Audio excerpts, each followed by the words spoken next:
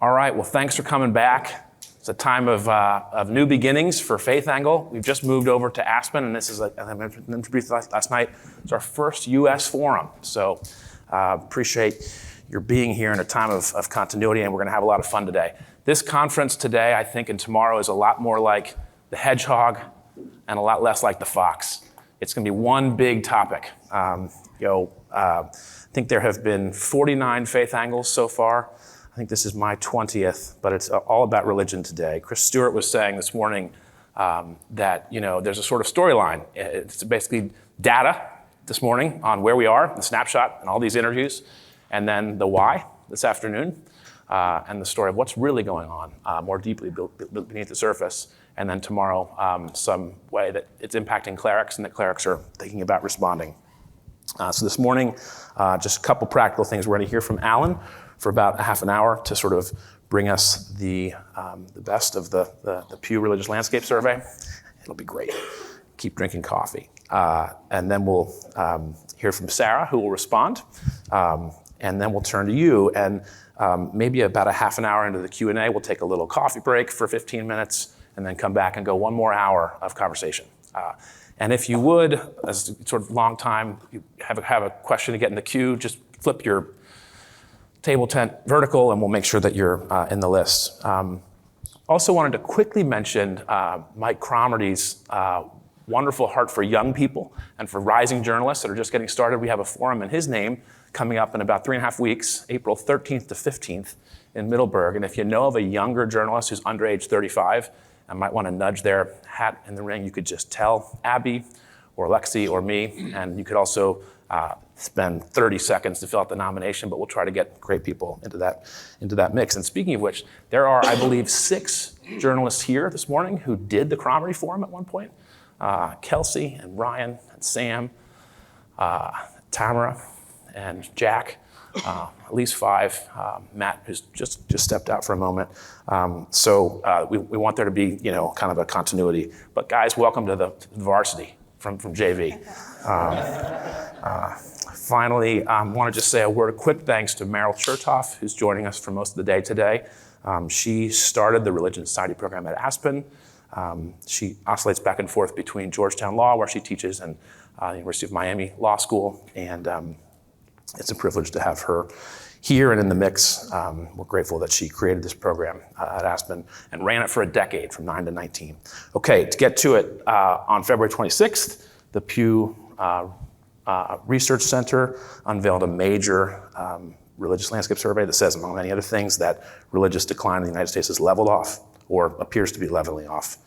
Massive data set tied to 37,000 polling samples revealed that after a 2-decade decline at the beginning of the century, around the time of COVID, religion in America began heading perhaps someplace new. But where? Are people switching faith communities? Is gender a factor? What about the nuns? A group of 28.5% of Americans that Alan, who was a journalist at the Washington Post before this role, knows perhaps better than anybody else in the world. Does the Religious Landscape Survey show major differences in institutional patterns between highly religious Americans, middle religious Americans, or occasionally religious individuals and families? Alan's put together, as you see, a whopping 65-slide deck for you. And this is really meant to be a gift. We're not going to get to the whole thing, but it's meant to be a sort of takeaway in case you want to write on some of this or follow up with him or a member of his very talented team.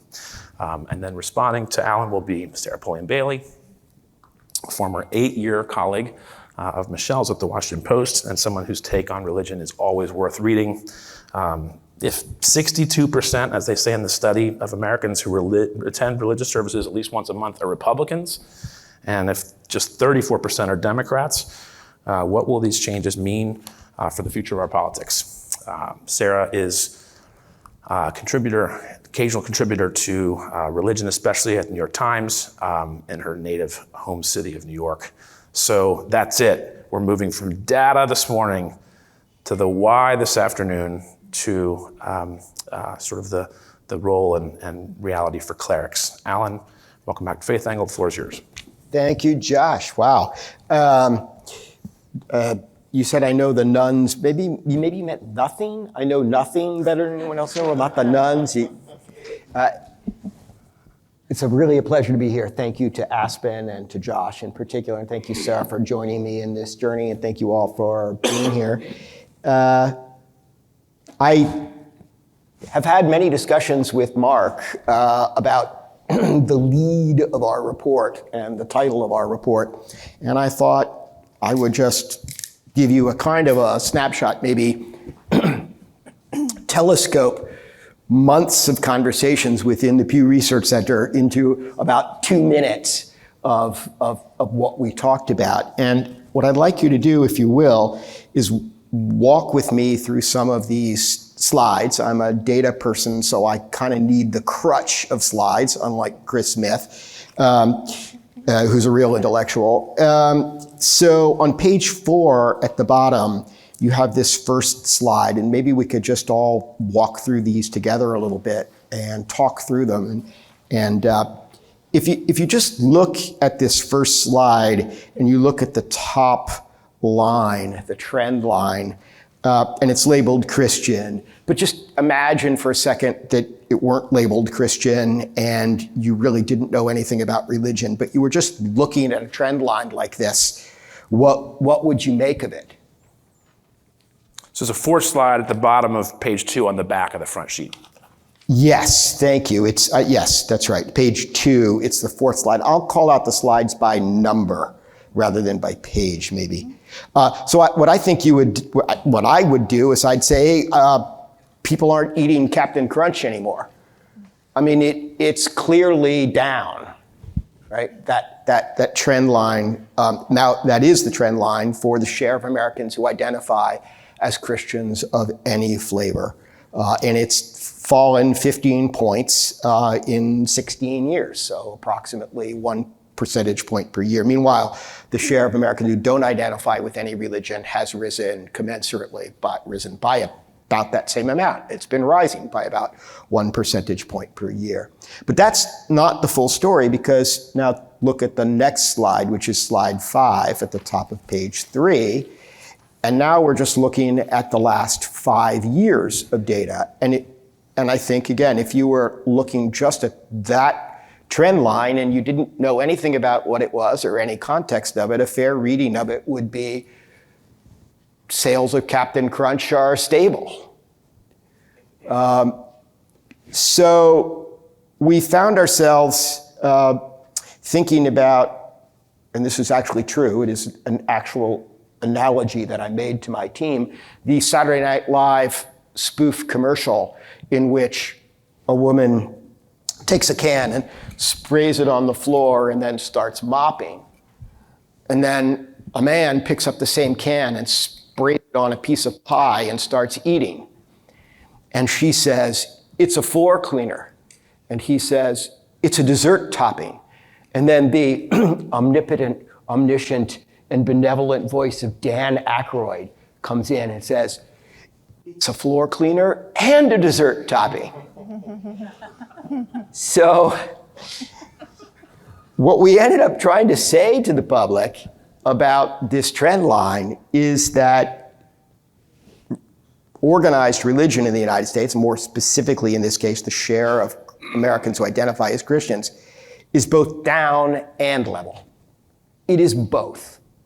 And that's what I think the third slide at the bottom, slide 6, is trying to show you, that the long-term trend is down.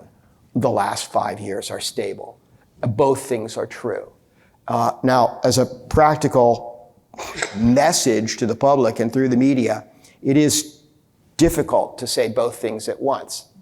It is like, is it a floor cleaner or is it a dessert topping? And it's hard for people to imagine that it's both. And we did have some of the initial media coverage emphasize the decline, and a lot of it emphasized, oh no, it's stable now, the rise of the nuns is over, et cetera. And I regret that, and I wish that I could have somehow shaped the coverage to really consistently make both points, because I don't think that it is a fair conclusion that the rise of the nuns is over. I have no crystal ball. I'm not making any predictions, but there's good reason to think that that isn't necessarily the case, and little evidence that it is the case. So let's start thinking a little bit now in a kind of future-oriented way, though of course working with the data that we have at hand and recognizing we have none of us have a crystal ball. None of us know exactly where things are going. The slide number 8 at the bottom of now, and I've already lost track of page numbers, but the slide number 8 shows you a very consistent pattern, which we see not just across the measures that are listed here, daily prayer and attendance at religious services and belief in God, but many, many, many measures of religious belief and practice and identity. And that consistent pattern is that younger Americans are less identified, less likely to believe, and less likely to practice on almost any measure that we have that's related to organized religion. And furthermore, and this is not so well understood, I mean, I think actually everybody in this room kind of knew that, but there is something that many people don't realize, and that's in the next slide on page 9, and that is that no recent generation, by which I mean no living generation or birth cohort, if we try to think about this not in terms of these sort of flighty groups like millennials and boomers and so on, all of which are sort of artificial generations, but to look at it a little more scientifically and think about people born in cohorts of 10 years. And we could do that by 15 years or 20 years or 10 years, any way you look at it, no recent birth cohort has become more religious along these measures as it has aged. There continues to be, I hear this all the time from religious leaders and ordinary folks, a belief that people get more religious as they age. And indeed, some people do, but many people also drop away from religion as they age. And again, the data is pretty clear on this. None of the recent generations has grown more religious as it has aged. We have a whole appendix in our report on this. You can see this not just in Pew data, but in general social survey data and in other data. There's one or two small exceptions in particular ways. So I'm not saying there's no, what sociologists call life cycle effects. There may actually be life cycle effects, but we're also living in a secular age. And so if there are life cycle effects, they've been swamped or muted, overshadowed by the broader secularization that's taken place. Again, such that no generation, such that younger people are much less religious in almost every way than older people, and they aren't getting more or haven't gotten more religious as they've aged. Now, I can't predict the future, but if that pattern continues, then the population as a whole will become less religious, because one of the few certainties we have in life is that we die, and the older generations will die off, and the younger people will make up a larger part of the population as that inevitably happens. So unless we say this as strongly as we can in the report, and it's not meant to be a political statement, it's meant to be a demographic, factual statement. Unless something changes in these patterns, the country will continue, on the whole, to become less religious. That is, the rise of the nuns will not be over unless something happens such that, for example, people start becoming more religious as they get older, or at least one or more generations do, or a new generation arises that's more religious than older generations. Those things could happen, but they're not part of the current picture of what we've seen over the last, in GSS data, almost 50 years, in Pew data, approximately 20 years. So the next few slides are just driving this home. We can skip over them quickly, but you can see the trend lines. Again, this is just Pew data over the 3 religious landscape studies that we did in 2007, 2014, and 23-24. And each of those it shows declining by generation or by birth cohort in the share of people who say they pray daily, in the share who say they identify as Christians, and commensurately rising in each cohort shares who don't identify with any religion as each cohort has aged. Okay. Now, on the other hand, is it a floor cleaner or is it a dessert topping? Let's go to the dessert topping side of the picture. If you look just at these cohorts over just the last 5 years, each of the cohorts is pretty stable. So that's one way of thinking about what's going on underneath these numbers. Not only is the public as a whole stable over the last 5 years, but each birth cohort, if you want to think of it as a generation, each generation is also stable on key measures of religiosity. I'm showing a few measures, but we could look at additional measures and see the same picture.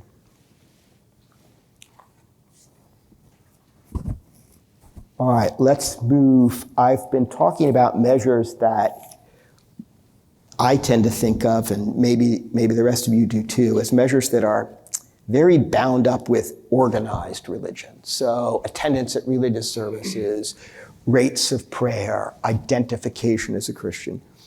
We've shown this, we've seen this overall decline in religion for a long time. We, not the Pew Research Center, but Mark Jobs and Christian Smith, and the whole field has known this. It's not new.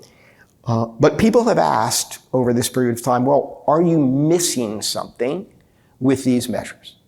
Or is there something, while these measures of organized religion have been declining, is there something that's stable or maybe rising?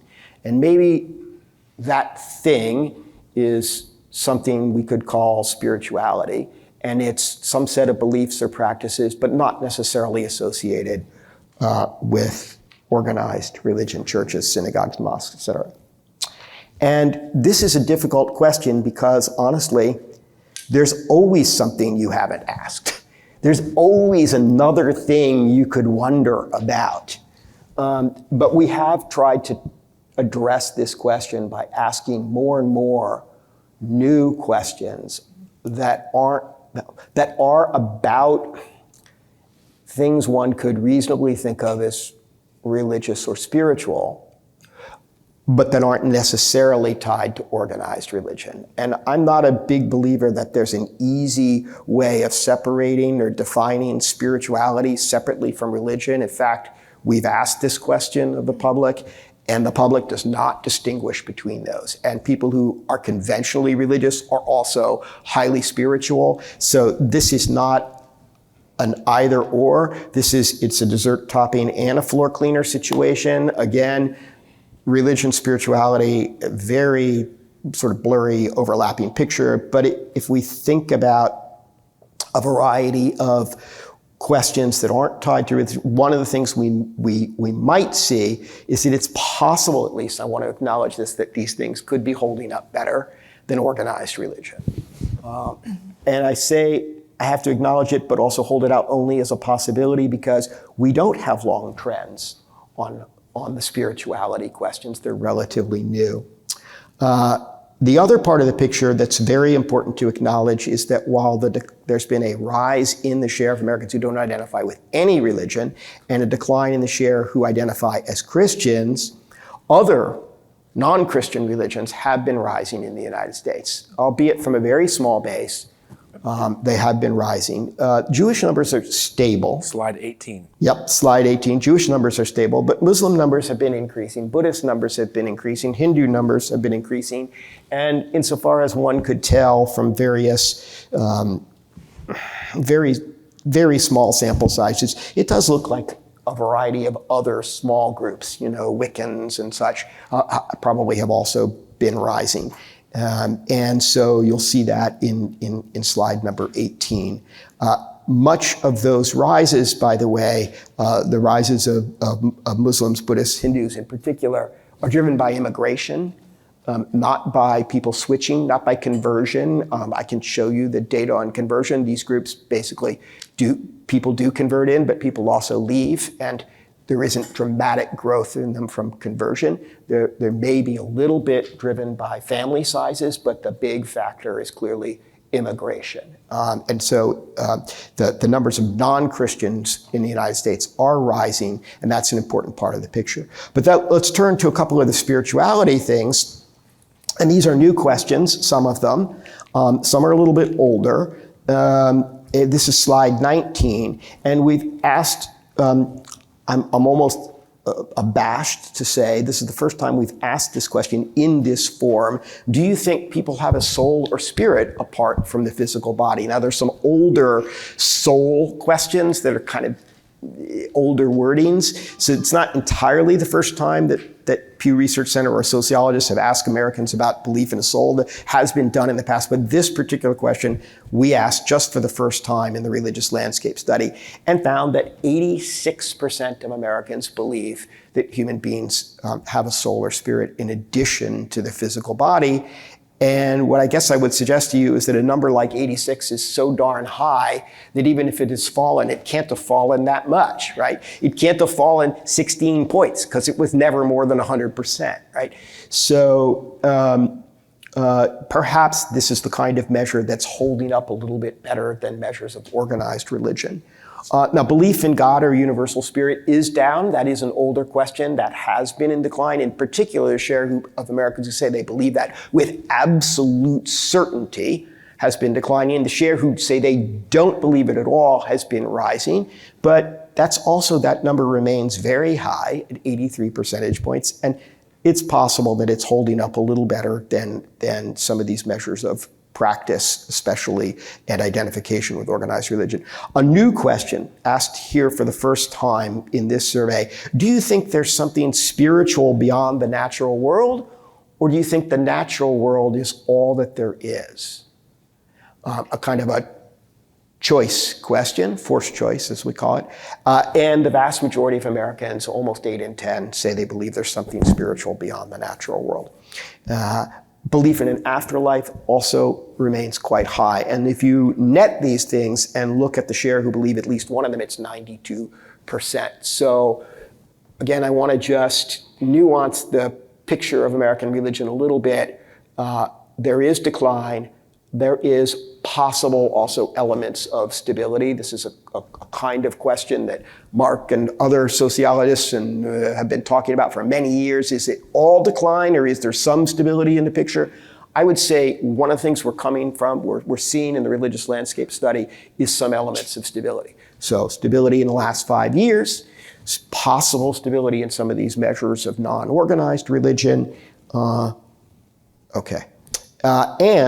last but not least on this point, really interesting, slide 20, when you look at the age differences on these two new questions about a soul or spirit and something spiritual beyond the natural world, there are small age differences, but they're really small, a lot smaller than the age breaks that we see on measures of more conventional organized religious activity. So again, to me, that's a possible indicator that these things are holding up a little bit better over time or generationally. It's not a slam dunk because we don't have the data over time. It's just cross-sectional data, but cross-sectionally, we're not seeing the age differences.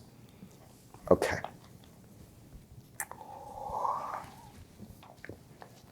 It is important to recognize that this long-term trend, the rise of the nuns or the decline of organized religion, is not, as some people might suppose, just something that's happening to college kids brainwashed by their professors in East Coast universities. This has been happening all across the country, in every region of the country, among people at all educational levels, among people of all racial and ethnic categories, among men and women, and that's what the next set of slides is showing you. And so I'm just going to jump over those very quickly and just move you along in the interest of getting through some of this data and putting you to sleep as quickly as possible to slide number 26, which shows something that, again, I sometimes hear people assert, religion has been going down, or many religious groups, but evangelicalism, it's rising, I hear people say. And again, I want to say, but thanks for playing anyway. It's just not what the data show. All of the major groups within Christianity, all the major ways we tend to break up Christianity and think about it, every one of them has been in decline. Now, the Catholic numbers in the last 5 years, or maybe a little more than the last 5 years, are fairly stable. Historical Black Protestant tradition may be a little more stable, but not only has the main line been in decline, but the share of Americans who identify with evangelical Protestantism has been in decline. And because of the very large sample sizes in the religious landscape study, those declines are statistically significant. So I did want to, in terms of the broadness of this change, if any of you were of this, well, evangelicalism is actually rising sort of thing, I try to put a stake in that. It's just not. It's not the case. It may not be declining as fast as the main line, so it's even possible that as a share of all Protestants, evangelical Protestants might be rising, but it has been in decline. The declines have also taken place among both US-born, if you will, Native Americans and foreign-born or immigrant Americans. And it's interesting today in our latest numbers, so looking at chart number 27, in our latest numbers for the religious landscape study, we estimate the share of Americans who identify as Christians overall at about 62%. Among foreign-born Americans, it's 58%. So very close.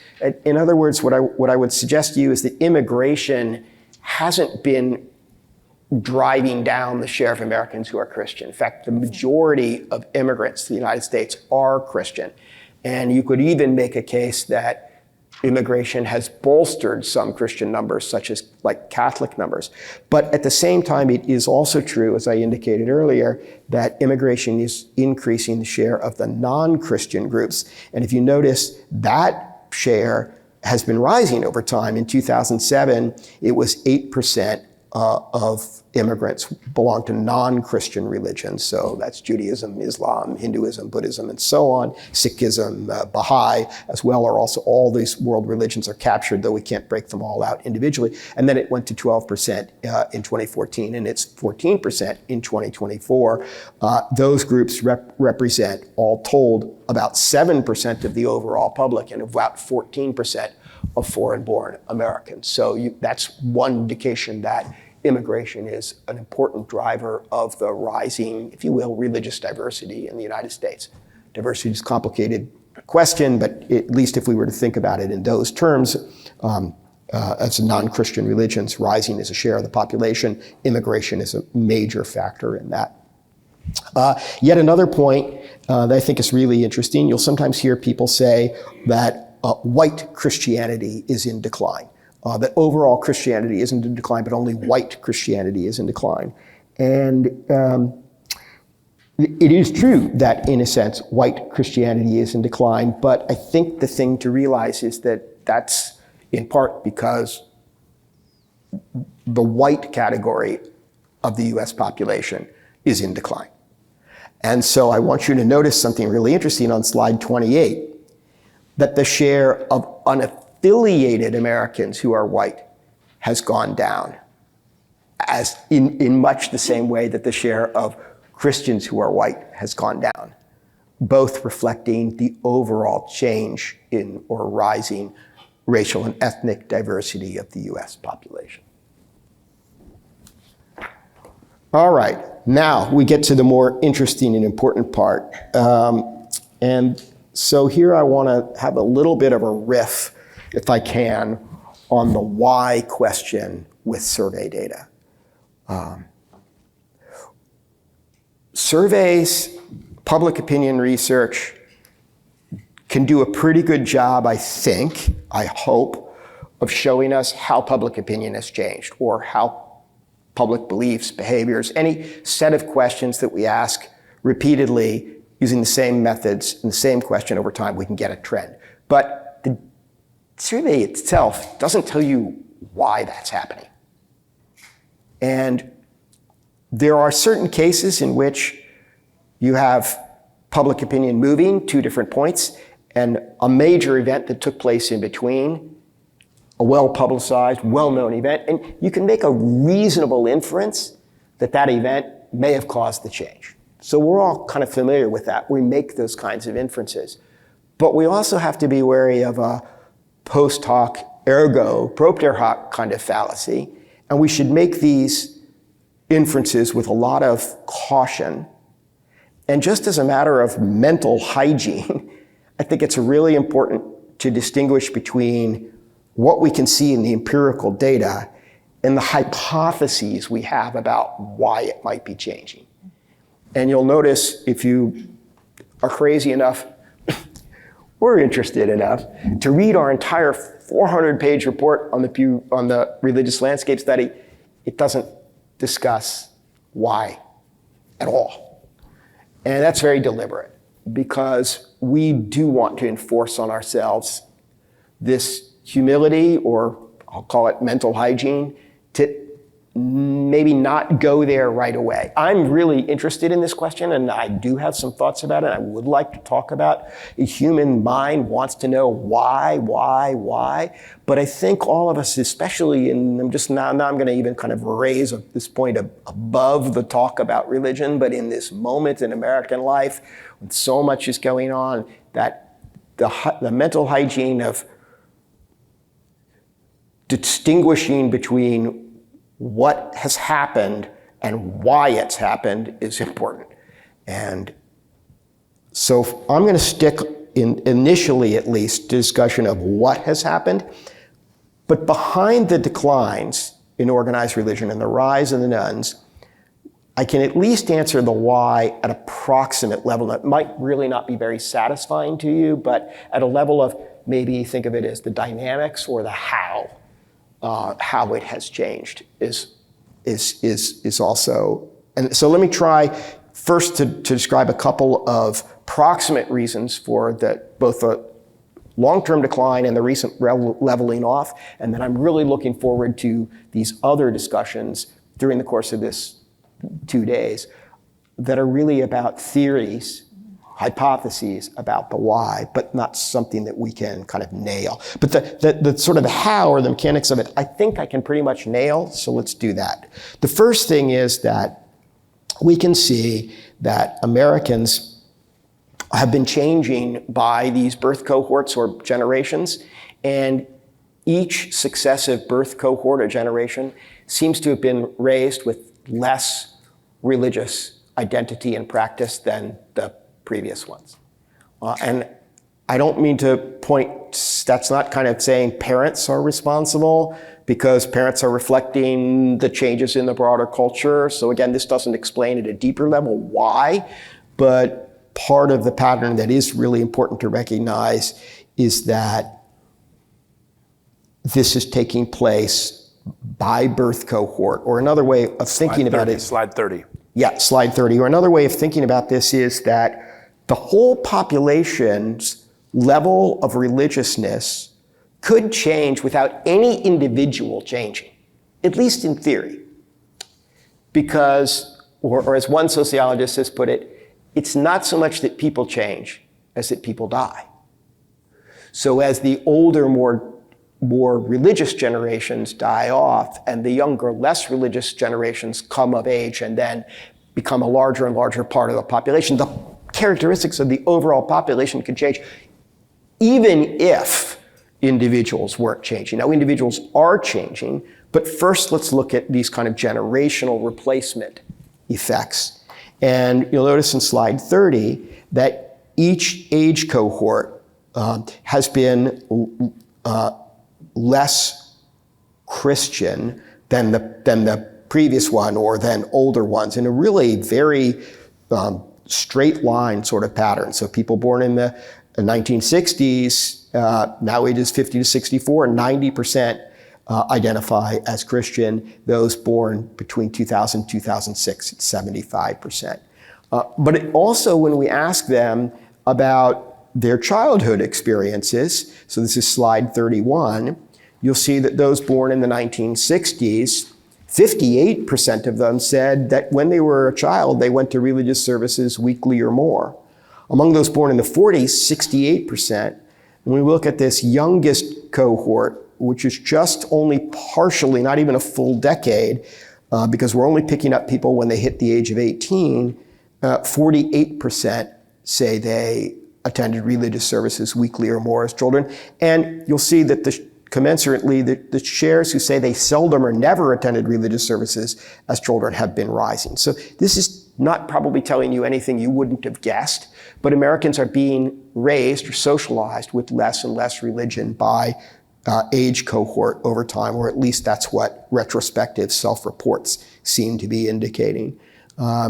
If we ask people about how much religious education they got, you see the same thing, such that, today, if you look on slide 32, in the very far bottom right-hand corner, you see this figure of 42% of people in this youngest age cohort say they received no religious education. None as a child, 42%. Double what people who were born in the 1940s say. And those born in the 1940s, half of them said they received a lot of religious education as a child. And maybe not surprisingly, you also see slide 33, these age or cohort differences. And really, to be honest, in this slide 33, we're thinking about them as age differences, not the cohorts over time. But the youngest folks are much less likely to be a member of a religious congregation. So that's one of the sort of proximate reasons for the long-term decline. The other proximate reason for the long-term decline is what I'll call religious switching, which is this change that individuals make over their lifetime. And I know that Kathy Grossman is eager to ask me, what is the most surprising thing to me in these findings? And I hate this question because I don't like to admit or talk about things that surprised me about religion in America. And because when I do that, some people read what I say as a kind of a bias, that I had a blind spot. So I'm always nervous about this question, honestly, Kathy. But I will tell you that the share of Americans who have switched, who today identify differently religiously and tell us they identify differently today than they say they identified as a child, these numbers are really, really kind of extraordinary. So let me kind of give them to you in a moment without the slide, and just talk through this for a second. What's a switch is a definitional issue. If the number that we center in our report is what I would say is a fairly conservative definition of what constitutes a switch. And so it's a definition in which any movement within Protestantism is not considered a switch. So if you say you were raised as a Methodist and now you're a Baptist, not a switch. But if you say you were raised as a Protestant and are now a Catholic, or you were raised as a Catholic and now you have no religion, or you were raised as a Jew and now you're a Protestant, or you were raised as a Muslim and now you were a Jew, or you were raised with no religion and now you're a Protestant, any of those will call a switch. If you do it that way, what share of Americans do you think over their lifetime say they have switched? 35%. 35%. If you include the switching within Protestantism, 49%. If you drop all switching within Christianity as a whole and consider it a switch only if people move from Christian to Jew, Muslim to nothing, nothing to Christian, etc., 28%. Even with that most sort of conservative definition, 28%. And we're about to release a report based on surveys in 36 countries around the world. It's going to come out next week, that puts the US in comparative perspective of this religious switching. And here I was surprised. I'm not as familiar with every other country in the world. And of course, we didn't do every country, but 36, including all continents, all inhabited continents, and some societies that are majority Muslim, some that are majority Hindu, some that are majority Buddhist, some that are Israel, majority Jewish, the United States, so on. And the United States actually, the rates of religious switching are sort of middle of the pack. We don't have the highest levels of religious switching in the world. We certainly don't have the lowest either. And there obviously are some countries where switching is apostasy and it's prohibited by law, and therefore nobody will tell you that they switch, or you can't even ask the survey question. And in a few places it's too sensitive. But this amount of switching is really extraordinary, and the patterns within it are kind of amazing. So let's take just a quick look at this. I don't know whether all of you will be as amazed by this as I am, but let's look at slide 35, and it tells you that 80% of all US adults surveyed, and again, we surveyed almost 37,000, tell us they were raised as Christian. Now, the number below that, important here, the base for all these numbers is all US adults. So the 58 number means that 58% of all US adults say they were raised as Christians and are still Christians.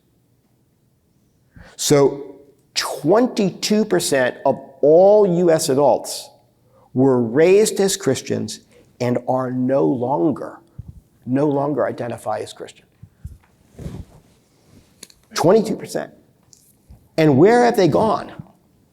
They haven't, by and large, gone to other religions. Only 2% identify with some other religion. 19%, 1 in 5 of all US adults were raised as Christians and now don't identify with any religion.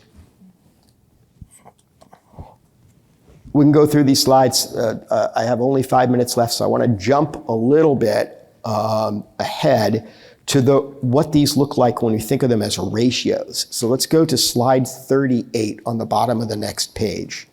And here we've just crunched the numbers in a sense, and we're going to show you how many people who were raised as Christians have left Christianity, regardless of where they've gone, and we now know most of them have become nuns, versus those who've joined. And the ratio for the religion that maybe in world historical terms has been the most evangelistic religion in world historical history, or whatever Christianity is, over the centuries gained lots of people. State the obvious, it's the world's largest religion, 2.2 billion Christians around the world. But in the United States today, there are 6 people who were raised as Christians who have left Christianity for every one who was not raised as a Christian and has become a Christian. 6-to-1 ratio.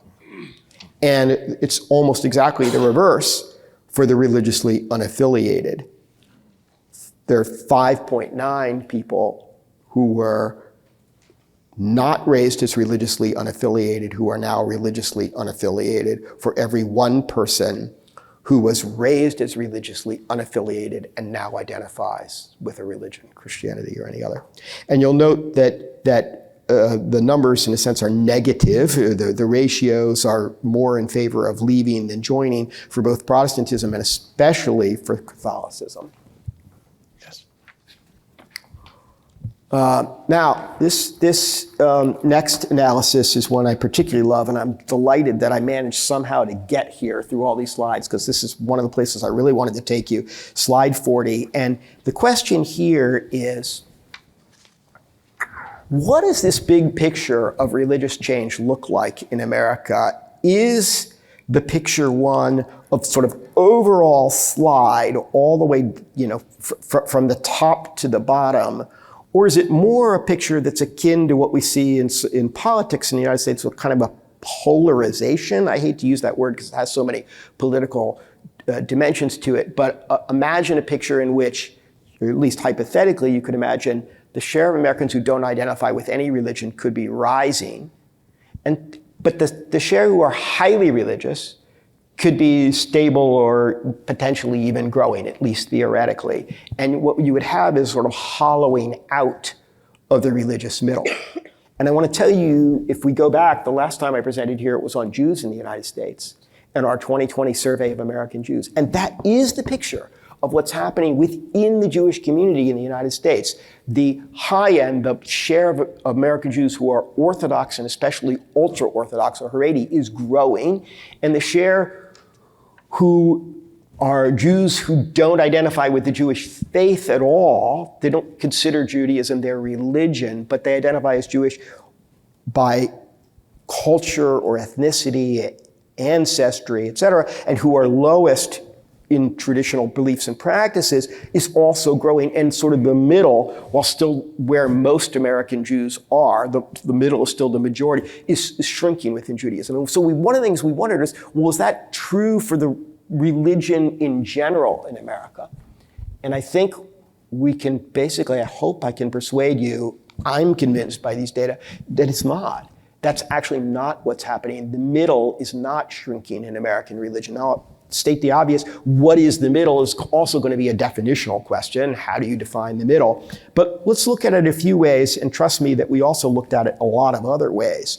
And so just a simple question, this is on slide 40, and we can do this with each of these questions about organized religion and even about the sort of spirituality questions, and look where the questions have a variety of response options at how many people are kind of at the most religious end of the spectrum and how many are at the least, and we can look at this over time. And you will see at slide 40 that the share of Americans who say they are absolutely certain of the existence of God or universal spirit has been declining, while the share who say they don't believe in God or universal spirit has been rising. But the yes, I believe in God, but I'm not absolutely certain of it, kind of part of the spectrum, it isn't declining. If anything, it's actually stable or rising a little bit.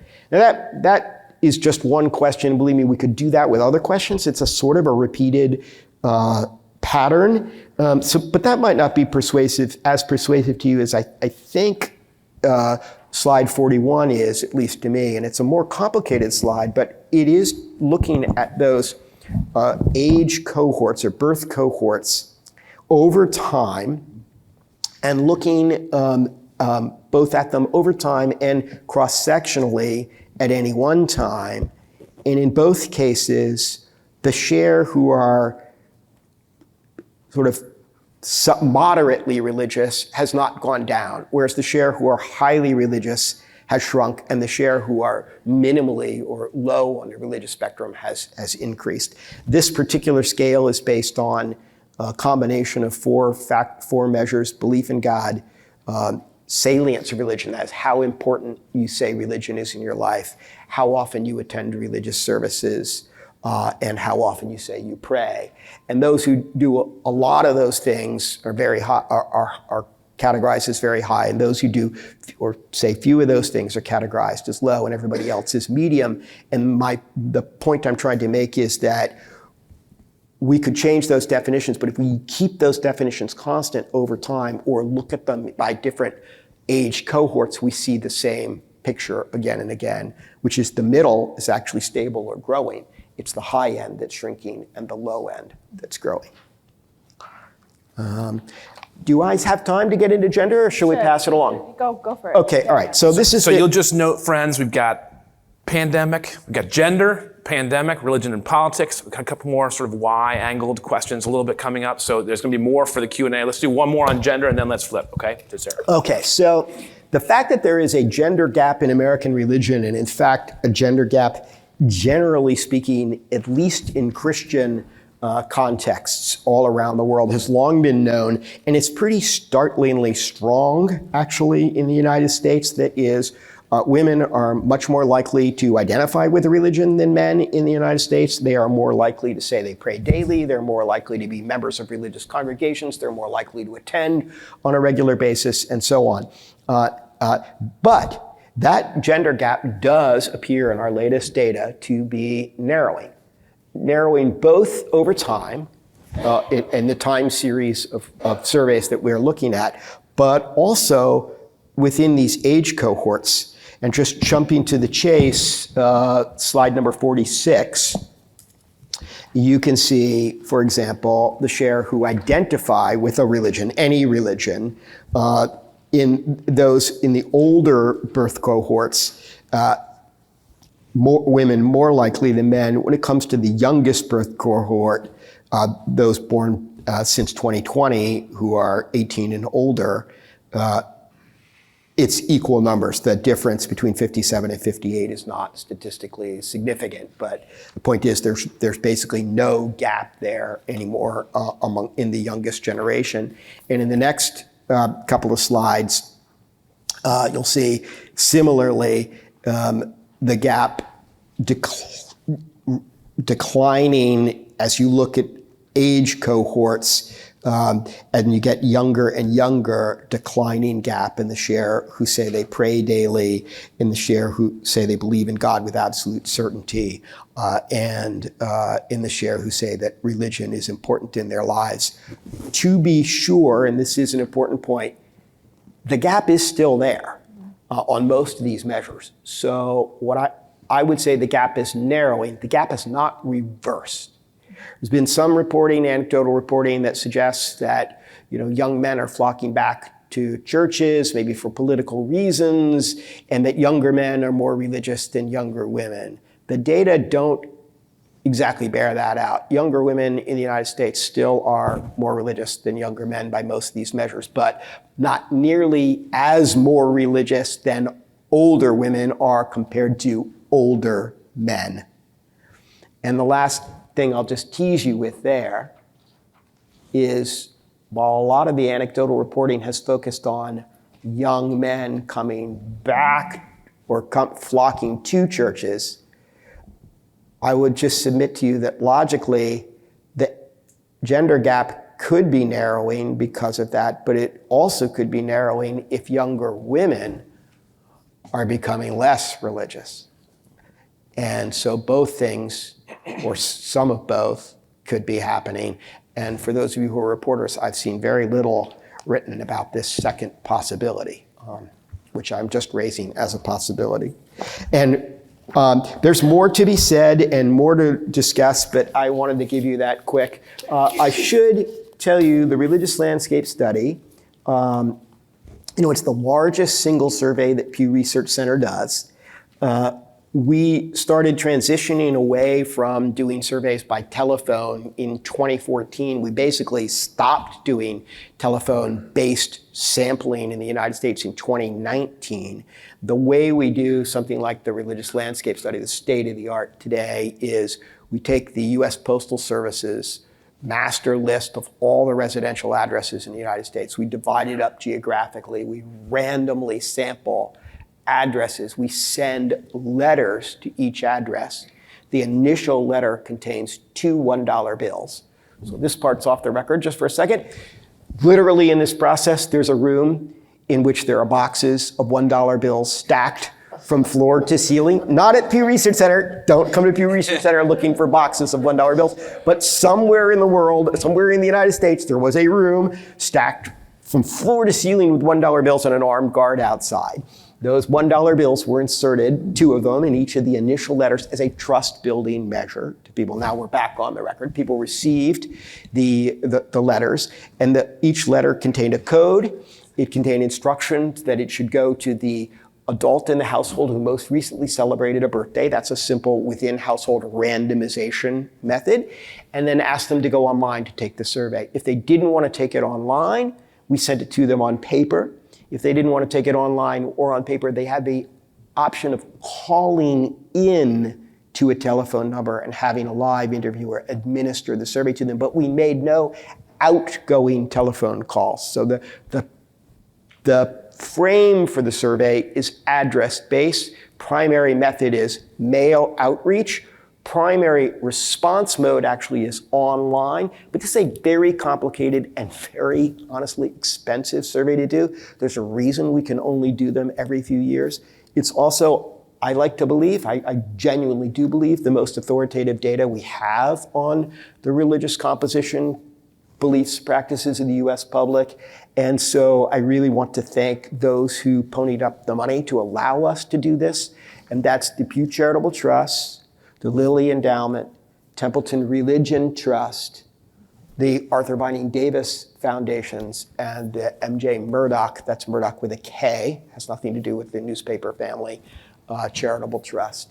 And we could not have done it without their support. Some of them are here in the room. We really appreciate it.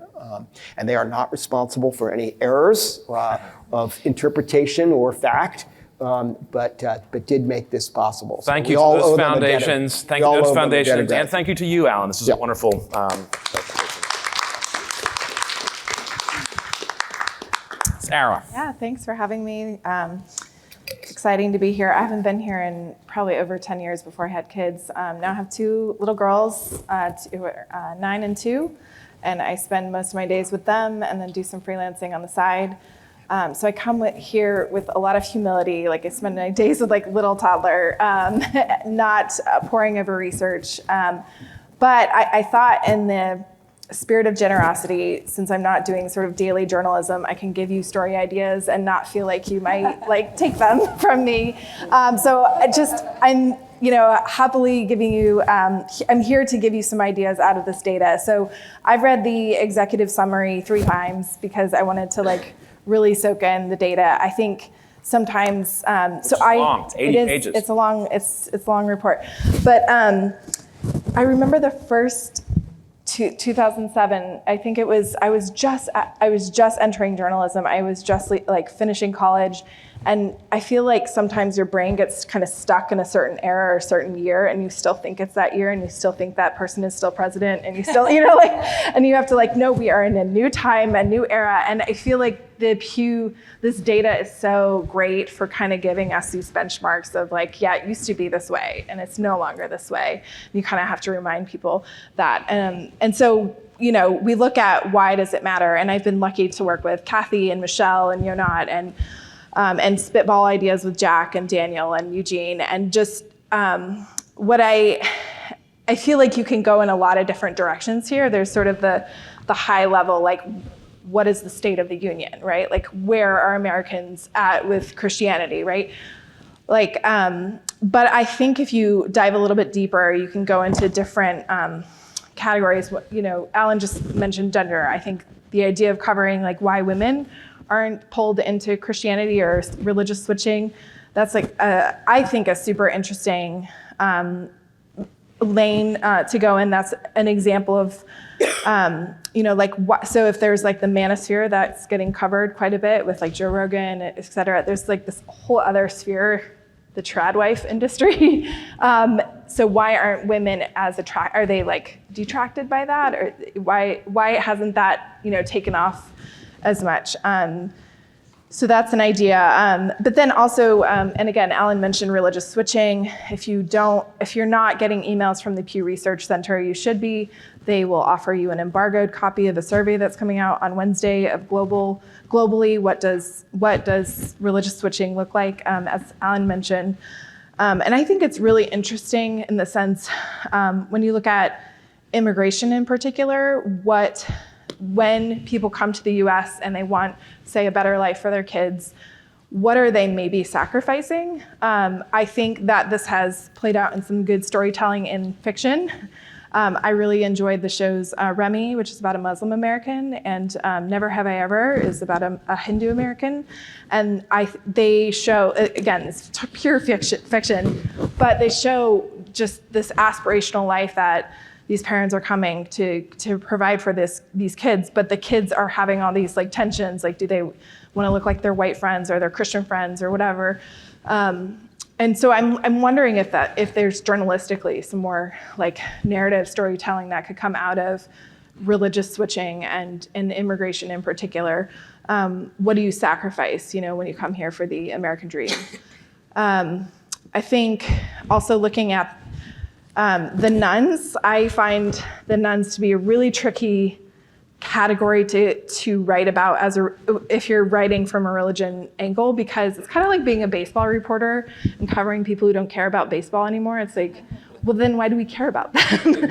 But I think what looking at them, like what are they turning instead to if they're not in religious institutions, they're not conforming to, certain religious practices, what are they doing instead? How are they making meaning? What does spirituality look like for people who are, have left organized religion? Have they replaced, like, what is their, whether it's, Friday, Saturday, Sunday ritual look like? What does that look like for them? And generationally, how do they bridge those gaps? If they are, they have a grandma who goes to mass or whatever, are they, what does that generational divide look like? I'm very interested in that. I'm also interested in the Democrats in particular. This is from the survey. I just wrote this down and I'll read it out loud. So today, 37% of self-described liberals identify with Christianity, down from 62% in 2007, a 25-point decline. Meanwhile, 51% of liberals now say they have no religion, up from 27% in 2007, a 24-point increase. There are now more religious nones than Christians among liberals, a reversal since 2007.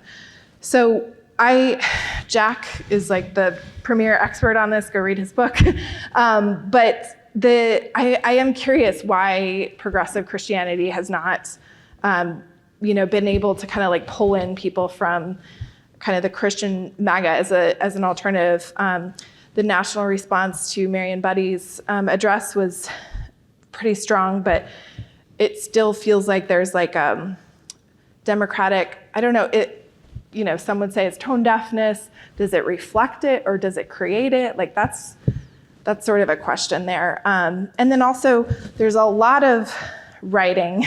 This happened when Bush won his second term.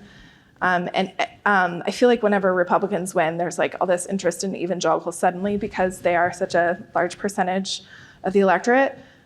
But what happened with the Catholics this time around? There's like a 16-point swing from last time to this time. Is religion a factor, or is it just, does it not matter? Like, I'm really curious about that component. And then also on the education front, I thought that, the point where it says people in the youngest age group are twice as likely as those in the oldest group to say they received no formal religious education at all. So 42% versus 20%. So I think this has a lot of implications for like religious education, how much money is being spent at religious colleges, et cetera. I think there's a lot of, a lot more, like if you wanted to, you could tap into these specific data points and say like, what does this mean for, whether it's your community or political group or, and then also, I am interested in COVID in terms of like, I think we need another study in 10 years to see if like, was this a blip, in the sense that like, did COVID didn't seem to like drive people out of religion and it didn't bring people in to religion. It's sort of like, we're in this like hovering spot, but are we in this weird, strange period where people like developed habits or maybe they, found religion again or whatever. So I'm curious about COVID. I think that's just gonna take more time or more data to understand that. And then again, I'm deeply interested in like generations, how this manifests. So I'm reading this book. I actually haven't finished it, but it's the book that I brought on the trip called Within Arm's Reach. It's Anne Napolitano about an Irish Catholic family and how it shows like the generational, how each of the generations kind of deal with their Catholic guilt or whatever. I married into Irish family, and so it's not just religion. It's how they allow their emotions to be on display or how they show emotion to each other.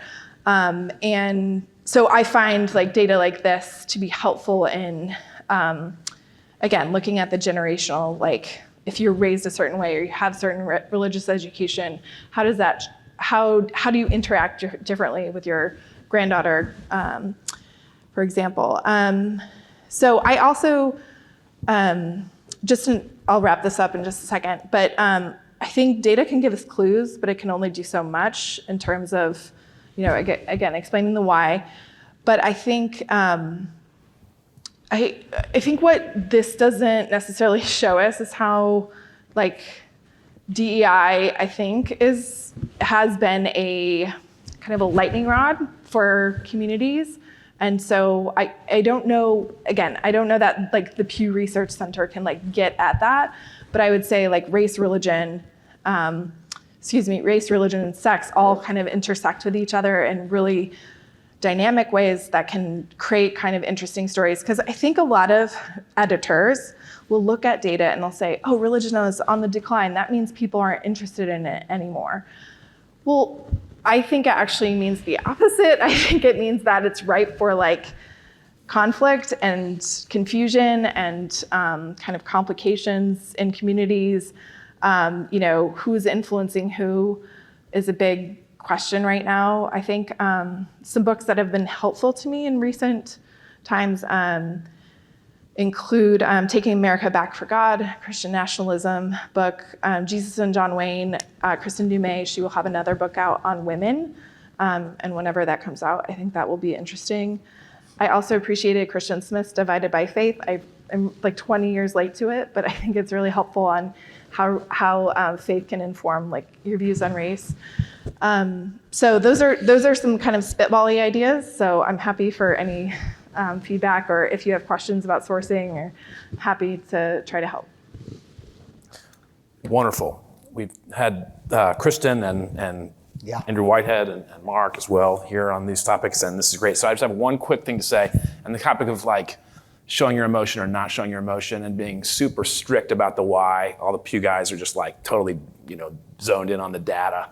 There's a story about a Pew researcher who was highlight of her week was playing golf with two others, a pastor, a cleric, and a psychiatrist on Fridays, every Friday. So they go out and the twosome in front of them is just shanking their drives and four putting on the green and taking forever. So they get to the fourth hole and they kind of cough and say, "Come on, like can we play through?"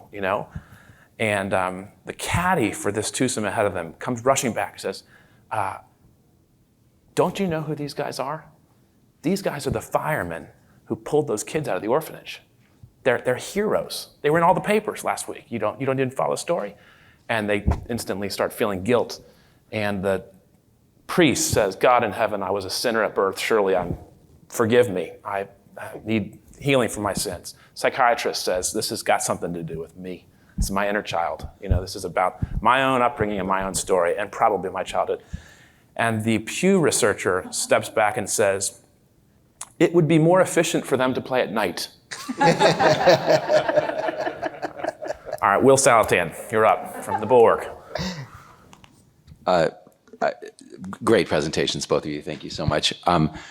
Alan, I want to take you back to slide 19, because this is just, this is, what I'm fascinated by here is you got the 92% number. I look at, so I think with slide 4, you had the people who are not nuns, the people who are somethings, who are affiliated with something, are like 72 roughly. So there's basically a 20-point gap between affiliation and, I don't know what to call this, a sense of magic is kind of the term that I would use, but like some disposition, it feels like a disposition in people, that they're open to something. And then somehow the religions generally are not supplying that. It wasn't clear, maybe you can elaborate on this, the non-Christian affiliations, it wasn't clear if you took immigration out of the equation, what's happened, are they also in decline? But so I don't know whether to frame this in terms of Christianity or in terms of religious affiliation generally. But what I want to understand is, and also I think it was slide 40 where you actually had some longitudinal data on the general sort of sense of a God without an affiliation, and that you did have a decline there over time, like an 11. I think it was like an 11 a point. Let me see what it was. It was down to 83%. Yeah, it has fallen basically 11 points. So there is some decline in that. I don't know whether to call that the magic number or whatever. So how much of this decline in affiliation is the loss of the sense of magic or a disposition to believe in something beyond purely scientific explanations for things. How much of it is the failure of Christianity or organized religions generally to meet the needs of people who are looking for some kind of spirituality or sense of magic? Will, excellent question. And the not only humble but true answer is I don't know how to apportion those things. And there's has been active discussion about this, and I can quickly run through some of the theories. But let me first ratify a couple of your basic points. Many people who don't identify with a religion nonetheless do hold some religious or spiritual beliefs and engage in some religious or spiritual practices. So indeed, the only way to square a situation in which roughly 3 in 10 Americans don't identify with a religion, but at least 9 in 10 believe at least one of these supernatural or spiritual beliefs, hold at least one of these spiritual or supernatural beliefs, is to say that many of the people who don't identify with religion do have some of these beliefs. I am skeptical of the notion, however, that is sometimes bandied about that spirituality is rising to replace organized religion, and that because I don't see evidence that those who are religiously unaffiliated are actually any more likely than people who are conventionally religious to hold these beliefs. They aren't. They're actually less likely. They're not without them, but they are less, let me put it this way, nuns, N-O-N-E-S, are not only less religious than people who affiliate, they are also by almost every measure of spirituality less spiritual as well. Maybe 1 or 2 exceptions. Nuns skew young, and so if you ask a question, for example, about yoga as a spiritual practice, you'll find that nuns are more likely to say they engage in yoga as a spiritual practice or think of it as a spiritual practice than are conventionally religious Americans. So there may be 1 or 2 things, but the replacement theory does not, I think, have much behind it. I also can't totally disprove it because, again, I really don't have good measures of spirituality over time. Your broader question, what's going on? I could quickly run through some of the academic theories on this, but let me just try to do it in a very crass kind of way and say we could divide these up into 2 basic kind of ways of looking at it. One is to say the decline of religion has to do with the problems of religion. Over-entanglement with politics, hypocrisy, judgmentalism, greed, power, whatever. Religious people, religious leaders, religious organizations have the frailties that all human beings do. Religion has problems, always has. One theory is people are turning away from religion because of that. The other way of thinking about it, which I will just honestly admit is a little more interesting to me, not that I necessarily think the other isn't true, but is to think that the decline of religion has to do not with the problems specifically of religion, but with the problems of society. And so I go to something thinking about, for example, Robert Putnam's work. And you're all probably familiar with Bowling Alone, maybe a little less familiar with his more recent book, 2020 book called Upswing, which in one of the initial charts is a very simple chart. He calls it an I-we graph. And it's a kind of the 20th century he thinks of as the early 20th century, from 1900 to 1950 approximately, a time of increasing communitarianism in America, and since 1950 of increasing individualism or declining communitarianism. So the we thing is a big curve. I don't know whether you buy this or not, but there's a lot of data that suggests that over the last 20, 30 years, at the same time that religion has been declining, so has the share of Americans who volunteer, the share of Americans who make donations, the amount of time that Americans spend with people outside their family. That was declining before COVID and has continued. In a whole variety of ways, the thesis of Boulding Alone, which was pretty controversial when it came out, as you may remember, in 2020, but I think has largely been proven, or been accepted since then, that Americans live increasingly isolated lives. And so in that sense, one might think of what's going on in religion not as a reflection solely, at least, of the problems of religion, but of broader social change. And so, it's not just religious organizations that are in decline, but pretty much all the bricks and mortar institutions that bring people together. So how much of it is the problems of religion and how much of it is broader social change? I don't have any way of quantifying that.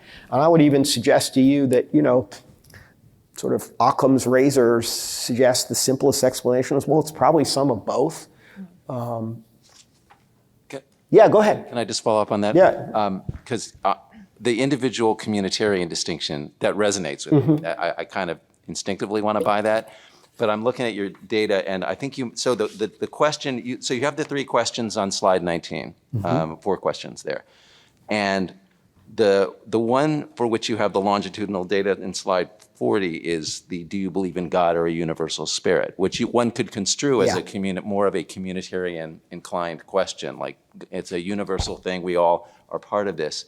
The top question, people have a soul or spirit, that's the big vote getter here, and that is it feels like more of an individual question. So I wonder if there's been a change in the character of people's sense of the supernatural, that it's more individualistic and less communitarian than it used to be. Wow, that's a really interesting question. That's a really interesting hypothesis. I don't know. Maybe that's possible. I will say that there's a kind of a theory about secularization, which is obviously a controversial term, but let's just say that the United States is not the only country in the world in which identification with religion is down, and in particular identification with Christianity is down. It's also true really kind of throughout Western Europe, but also Australia, New Zealand, and so on. And one of the theories about, I think work by the sociologist David Vos and others have sort of shown, and Mark has played a key role in some of this, that generational replacement, the process that I talked about here, not so much of individuals changing over the course of their lifetime, but new generations that are less and less religious coming into the picture. That has absolutely been the mechanism behind this all around the world, maybe not the deeper why, but the mechanism.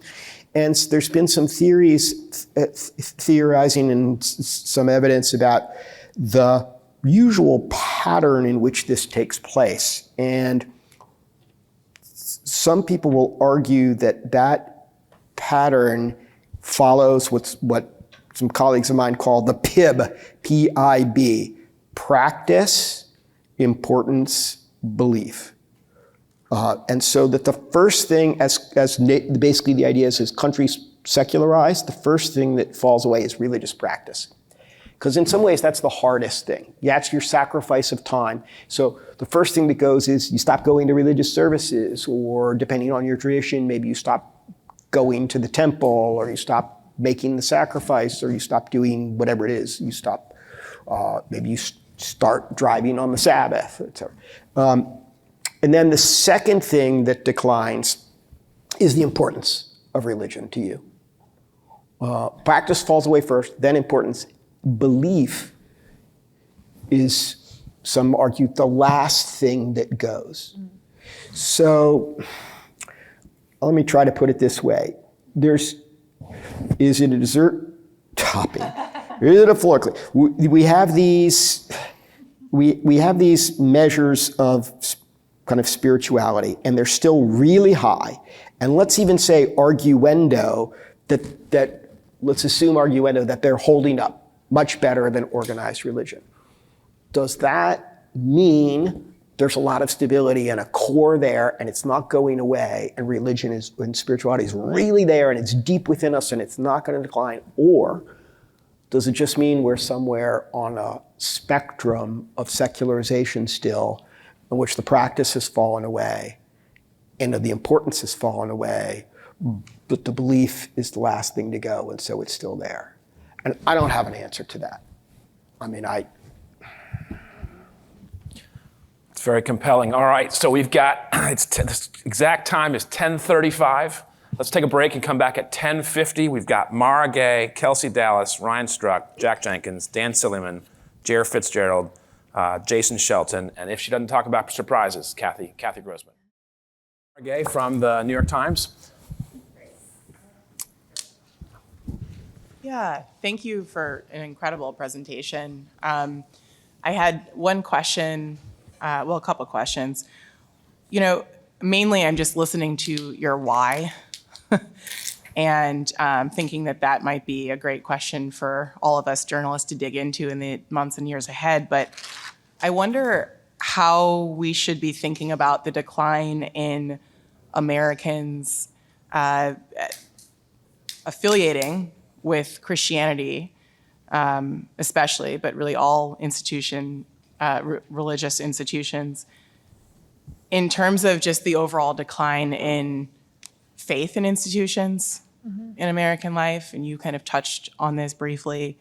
I'm also thinking about just the epidemic of loneliness in America, the rise of long-term single life in America, and whether religious institutions have been able to either address or at least acknowledge that shift in certain ways. And then also, I'm curious if there's any data there's a lot of data here, so is there any data about wealth and affiliation? Because of course I'm thinking about, late capitalism and Americans who are feeling disaffected, from political parties, from other institutions, from newspapers, and maybe also from religion. So there's a lot there, but I don't know where you want to begin. I'm curious about that wealth point too. Sarah, do you want to jump in on any of this? Does the survey address wealth? Oh, it does. First of all, Mara, great. And I love that you want to think about this in terms of things like the Surgeon General, former Surgeon General's discussion, and in his excellent paper that outlines a lot of this research about loneliness. Now, I must say, among social scientists, there's maybe more skepticism about the loneliness epidemic and whether that's real, but a lot of these other measures, decline in institutions, and not only decline in trust in institutions, but decline in interpersonal social trust, how much we trust each other. We are working on a package for Aspen, Pew Research Center for Aspen Institute, digging into this, so I happen to be super familiar with it. That's also been down over the long term. And again, it gets to the point I was trying to make to Will, that one way of thinking about these things is, I don't know exactly what's causing what, but you might think of it as some sort of a vicious circle in which rising inequality, economic inequality is also part of the picture, as is declining trusts, as is declining communitarianism, as is rising individual. So individualism, we can think of it, not all these things as negative. You might think of it as independence. You might think of it as isolation. So I should be careful about throwing in too much normative. But this whole idea that we're living increasingly isolated, solo lives, that, as income rises around the world and in the United States, people tend to live in smaller households. The share of American children who are being brought up in single-parent households is the highest in the world. 1/4 of American children are being brought up in a single-parent household. And I'm not knocking in any way single parents, but making the point, the wealthier the country in general, the smaller the household sizes. And one explanation for why we live increasingly isolated lives is because economically we can. Maybe we don't need each other as much in wealthier societies. Another, though, explanation for it potentially is that the inequality and the rising inequality tends to drive us apart. So again, really, really hard to say. Now, we do have data on, not on wealth in the sense of accumulated amounts of money. Like, we don't ask people about their investments or the value of their houses, but we do ask about income. In order to get people to answer that question, which is one of the most sensitive questions you can ask in surveys, people don't like to answer it. A lot of people will skip it. To get more people to respond, we do it in bands. Do you earn between this amount and that amount, whatever. We tend to top it off, and I think these days we ask 150,000 or more. So we can't like isolate people who have millions of dollars of income versus those who have $200,000 of family income because we're not digging into that top 1%, whatever. And some of the patterns overall, income and education tend to go very closely in hand. We get much better data on education levels than on income. And so a lot of the analysis that we'll do is actually focused on education, but remember, education and income in the US, they're like this.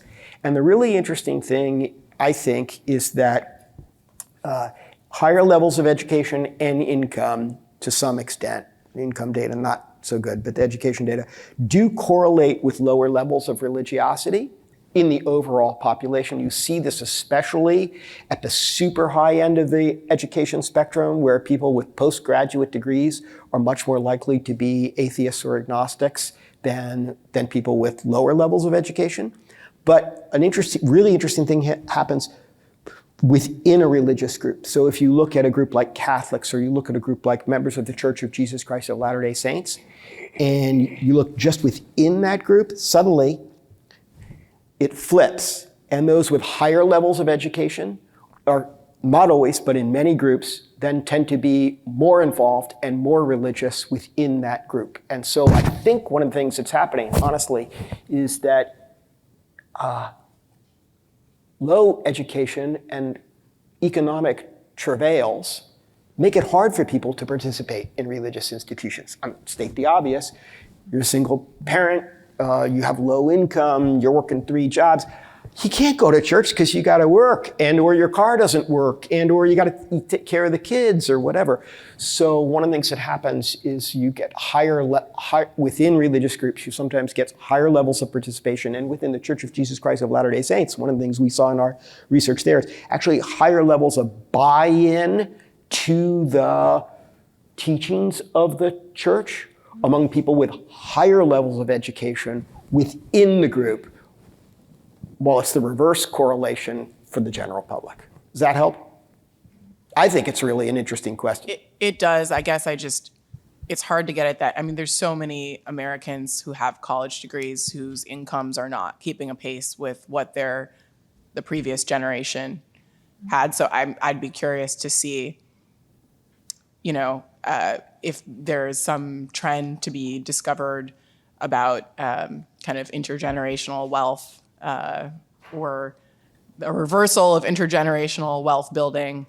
And then also there's some questions here about kind of the crisis among men in general, and how religious institutions are addressing that or not, and what that means for women also who may not be joining these faiths. So there's so many questions. This is really, we will be coming out with something where we've done some longitudinal looks. So longitudinal means, and this is what you would really need to answer these questions, you'd need to be looking at the same people over time and asking the same people multiple questions over time. And their longitudinal studies are even more complicated and difficult, and there are fewer of them. There's the panel study on income dynamics that one could look at this. That's a different data set at Indiana University. But we have some longitudinal data through our American Trends panel. And one of the things we've looked at is people who, over a 5-year period, said their economic situation worsened.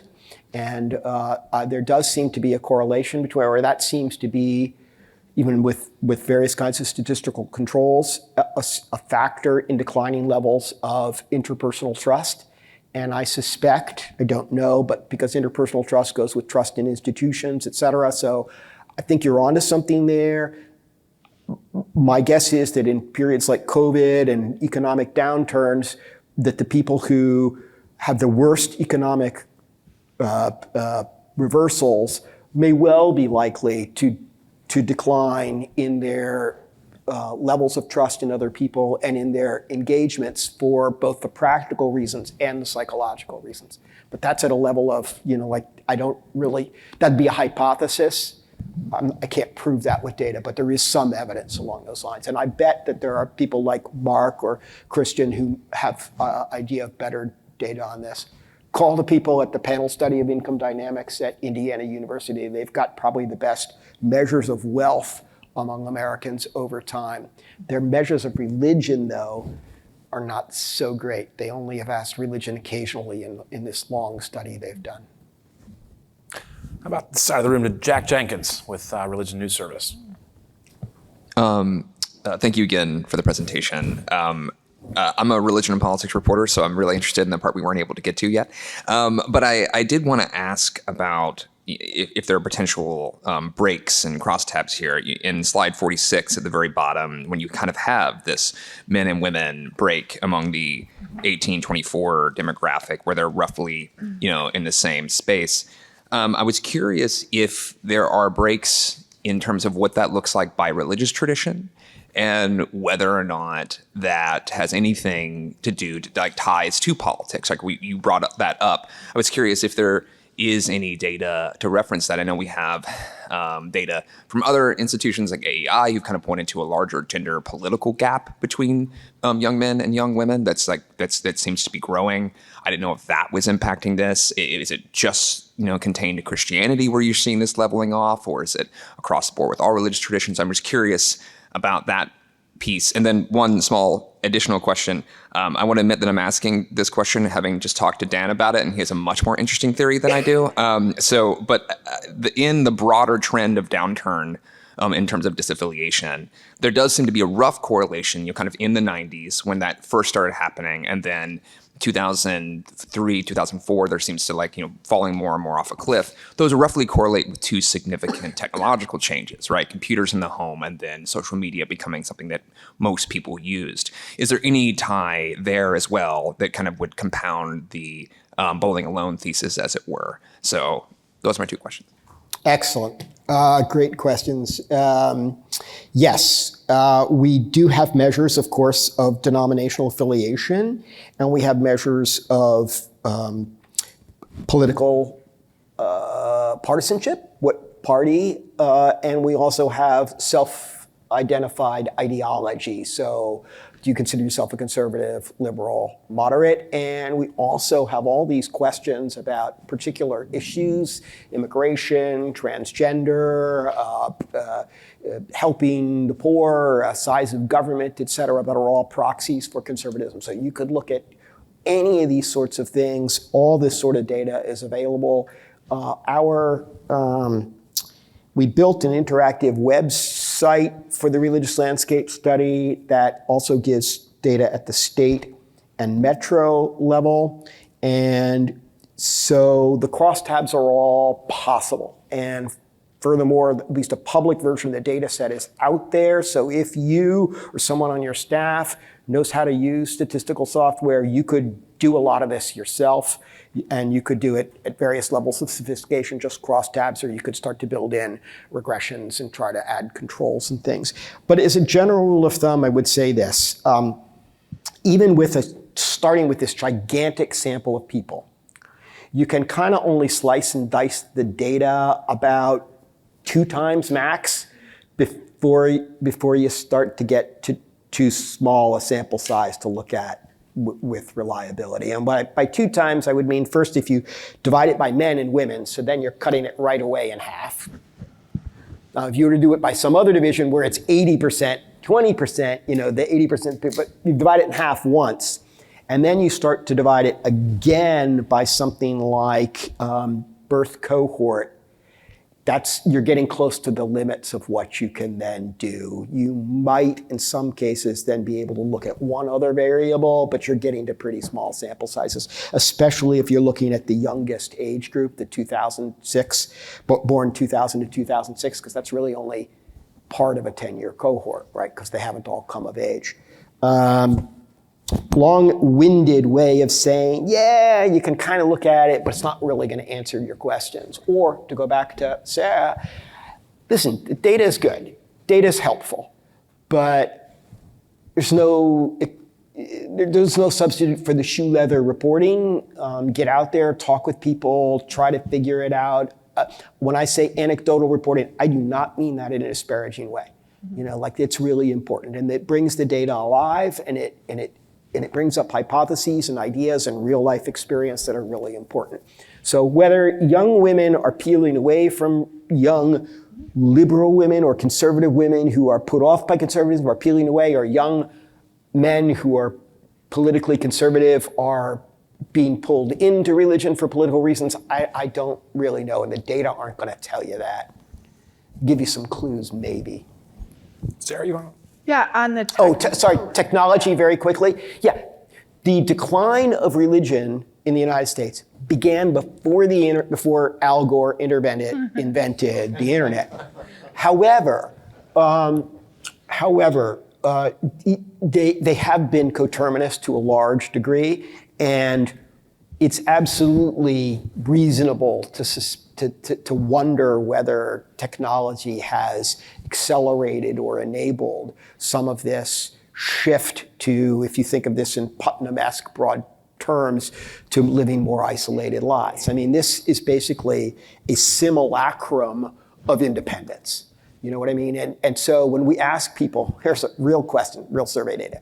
We ask people, when you're making major life decisions, like about medical care, education, child raising, where do you go for help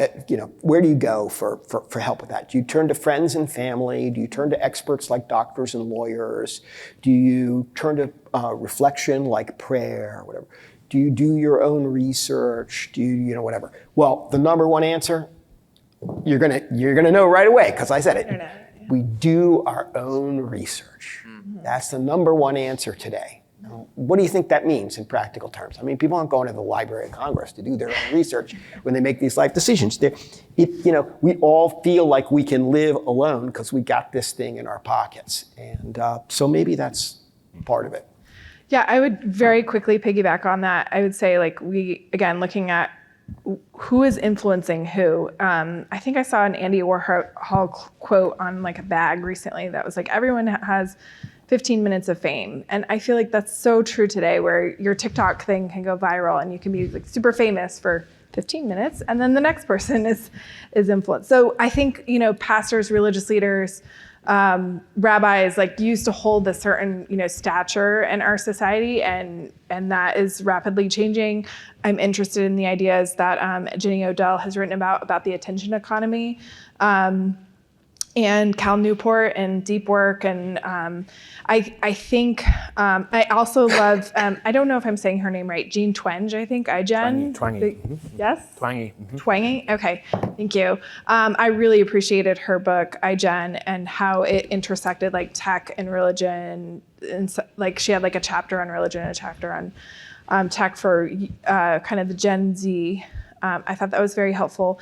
I also I think when it's very easy to be AI is coming. What does that mean for religion? What are churches going to do, for example, to harness this energy? And I remember I did get a VR set from Facebook because I wanted to see if I could see inside some famous cathedral or whatever.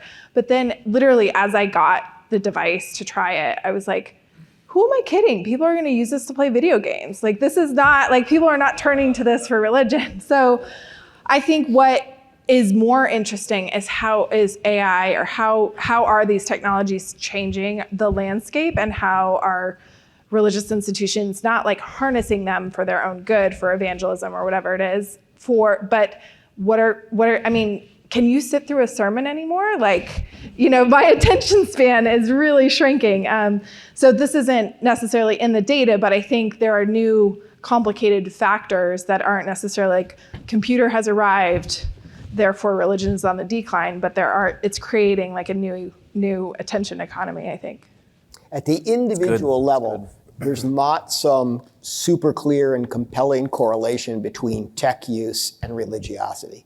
That's a really important thing to just have put out there. I assume you all kind of knew that. But basically, people who are more active in religious organizations also tend to be more active in every other kind of sort of social or hobby-like activity that's communal that we can measure. So they're also more likely to be involved in garden clubs and more likely to be involved in amateur theatricals and more likely to be involved in youth sports and more likely to volunteer and so on, and vice versa. People who are active in those ways are also more likely to be active religiously. So it isn't necessarily the case that religion gives people the motive to be more altruistic or socially active. It could kind of be the reverse, that people who are more altruistic or socially active tend to be also more involved in everything, including religious organizations. The correlation, the cause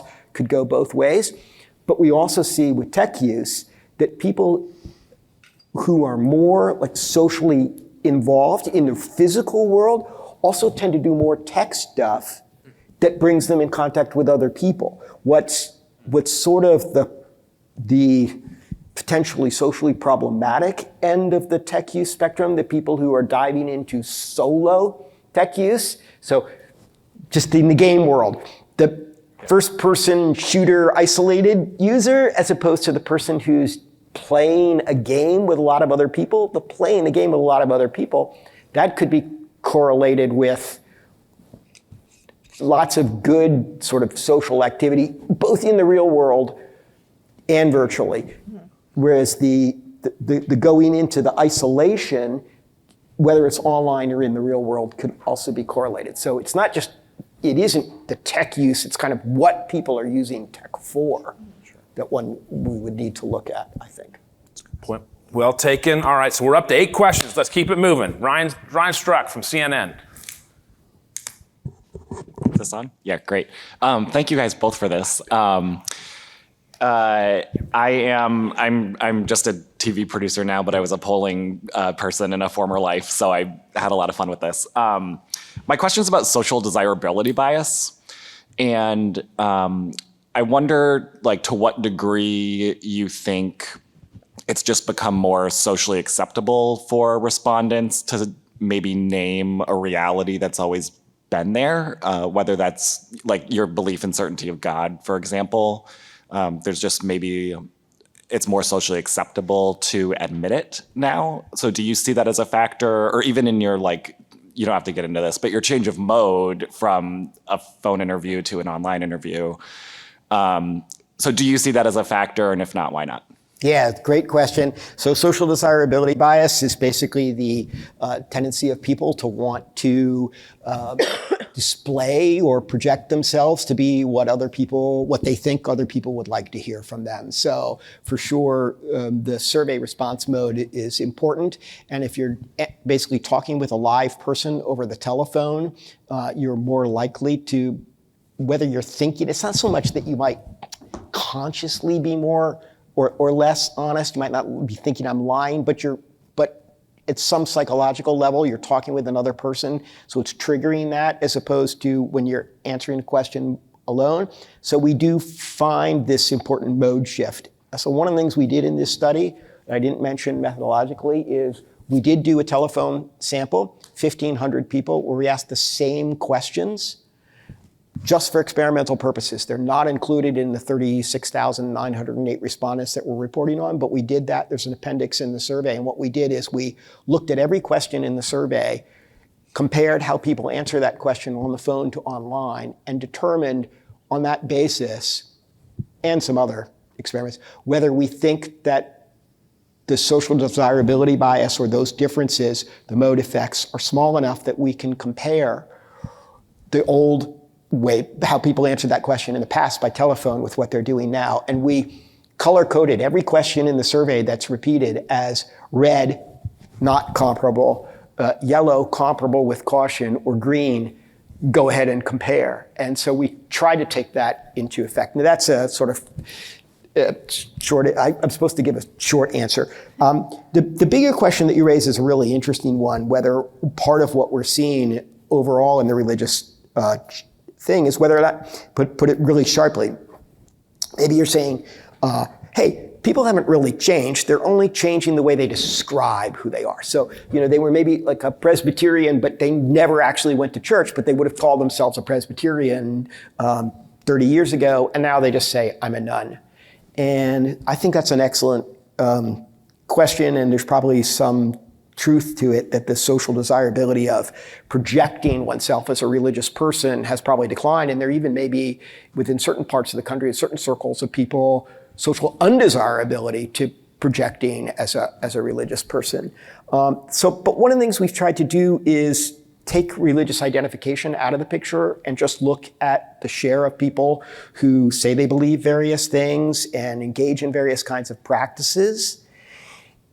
And the low end is growing. The share of people who don't do or believe many things is growing. And the share who do a lot of religious things and hold those beliefs is declining. So I think there's real change, even if the identification may be changing as well. Now, if certain of those things like belief in God, if that's also, if all these things are shifting in social context, then yeah, we have a problem. What I would say though sociologically is it's still important if the way people present themselves is changing.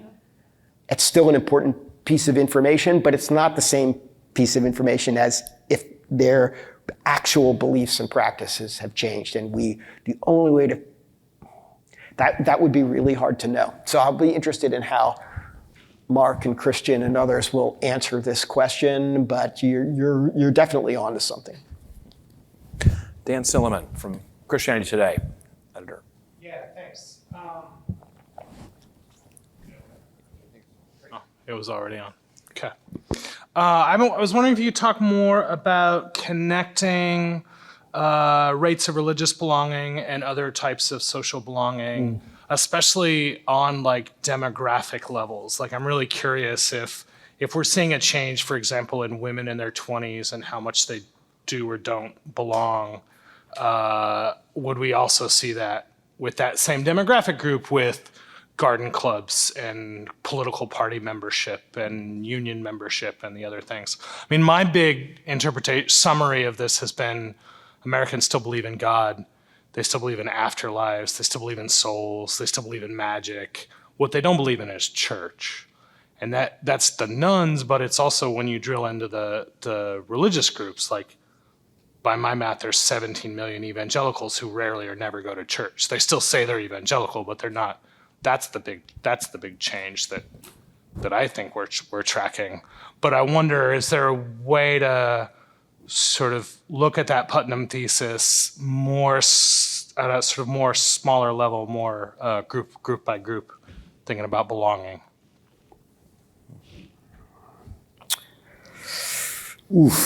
That's a real data challenge. To look especially at kind of at what I'm hearing is the granularity at which you want to look at it, like young women in their 20s and what they're doing across a whole variety of variables and putting all those things together. I think it's possible to do some of that. I could invent what I think we would find based on things, but I should basically just stop and admit. Or maybe, Alan, to put it a little bit different way, like suppose you're working on a story and have a thesis, and you can't find what you need in the Pew landscape study, religious landscape study. Send me an email. GSS? Where do you go? You go. Oh no, GSS samples. GSS is great, but their sample sizes are tiny by comparison. They tend to have 2,000 or so people in each wave, 2,500. The religious landscape study is one of the few data sets that's going to give you any chance at looking at these really small groups and slicing and dicing them a bunch of different ways. If you find yourself as reporters in a situation where you have a thesis like this, or you're interested in a crosstab on a particular group, send me or send me and my colleagues, or contact our communications people and ask us, and we'll You said we'll tell you if we can. You said in response to the last question that like religious belonging correlates heavily with other types of belonging. What data do we have that shows that? You sort of said Yeah, data shows the Putnam. yeah, it's not so much the belonging as the practice. So it's actually like church attendance or attendance at religious services, not necessarily churches, that is strongly correlated with other types of activity. And yes, I can point you to survey data for that ours from years past. But you'll also find it in GSS, and I think you find it really very broadly. That's kind of a well-known pattern. I think the key thing that I hope I said there that you all got is people then sometimes make the assumption that there's a causal connection between being more religious or doing more religious things and doing these pro-social behaviors. And they assume that like religion inculcates in people the desire to do these good things. Now that may be true, but it isn't necessarily true because the causal arrow could be exactly in reverse, that people have a characterological disposition to be out there in the world doing things with and for other people, are therefore attracted to religion as one way to do that, and in America as one of the main ways to do that. So just don't assume that causality is there, but the connection, the correlation is definitely there in our data, and I think in a lot of other people's data. We go to Kelsey Dallas with Deseret News. Yeah, thank you so much. As Sarah noted, COVID-19 plays a role in this conversation, that it's just something to mention as what was happening at the same time as we saw these elements of stability emerge. And something that I've been thinking about as we look ahead over the next 5 to 10 years, we anticipate the next religious landscape study, is whether we are now back to normal in precedented times instead of being in the unprecedented pandemic era. As a journalist who's somewhat of a breaking news journalist, this life still feels very crazy, and we have executive orders and court rulings, and so it feels like that could have religious significance, that everything is still very chaotic. But I wonder if that's because of working as a breaking news journalist, if actually in the experience of you at Pew, it's like, nope, back to normal life. Like we're now more like 2018 than we are like 2021. I just was curious for your perspectives on whether we're now sort of more in precedented times. Go ahead. No, go ahead. I just have a theory, at least, that some people picked up some practices like prayer, attendance to church or whatever. I personally started meditating during COVID. I still meditate every day for 10 minutes. It's like amazing that I'm still doing this. I also play tennis, and I meet people all the time who started playing during COVID. So I think there are maybe habits that people started that are still like happening today. Like maybe they appreciate it, but I do think it'll take some time to see like maybe it's the next landscape study, like was there a COVID effect? Will we see like this blip and then will it steadily trickle back down? I think technology, AI, like I think a lot of that will influence, it's just like hard to predict. I'm curious, Alan, if you have like March Madness prediction brackets, like which sections will change in the next 10 years?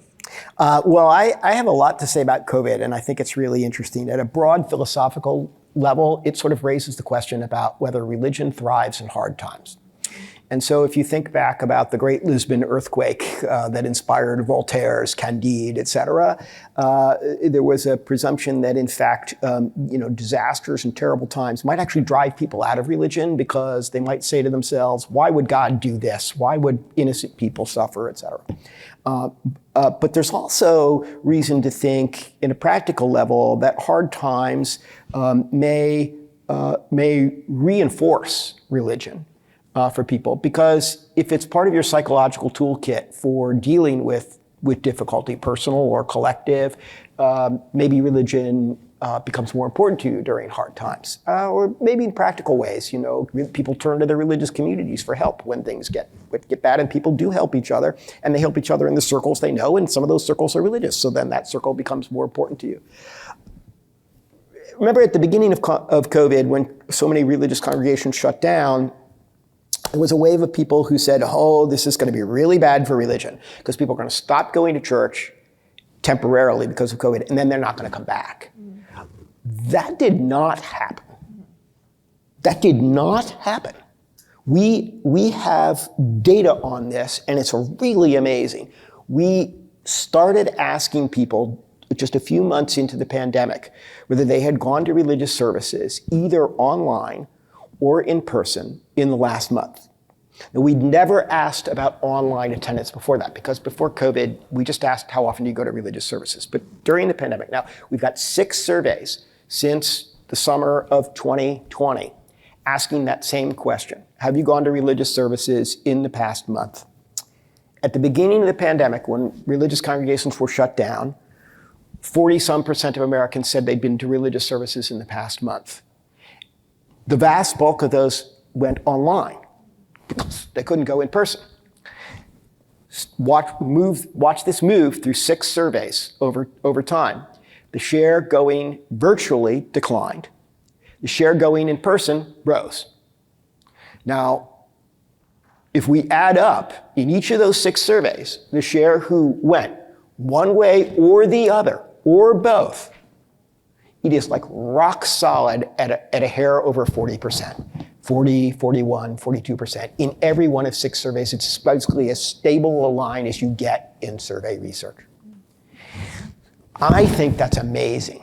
I've been trying to get journalists to pay attention to this for the longest time. I think it's an incredible thing that it's showing us. It's showing us the resilience of the importance of religion to people who are already religious. In other words, my thesis on COVID is that it didn't drive any large number of people out of religion, and it also didn't bring any large number of people into religion. But for people for whom religion was important, they show us in these numbers that one way or another, they were going to continue to attend religious services. The way they did it shifted, but the overall number remained rock solid.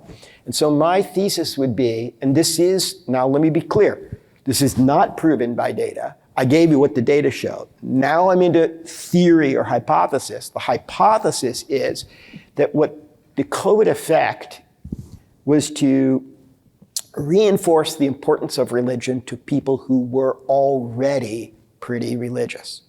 Now, another piece of data on this is we asked in a couple of surveys, we've asked people, what was the effect of COVID on your religious or spiritual beliefs?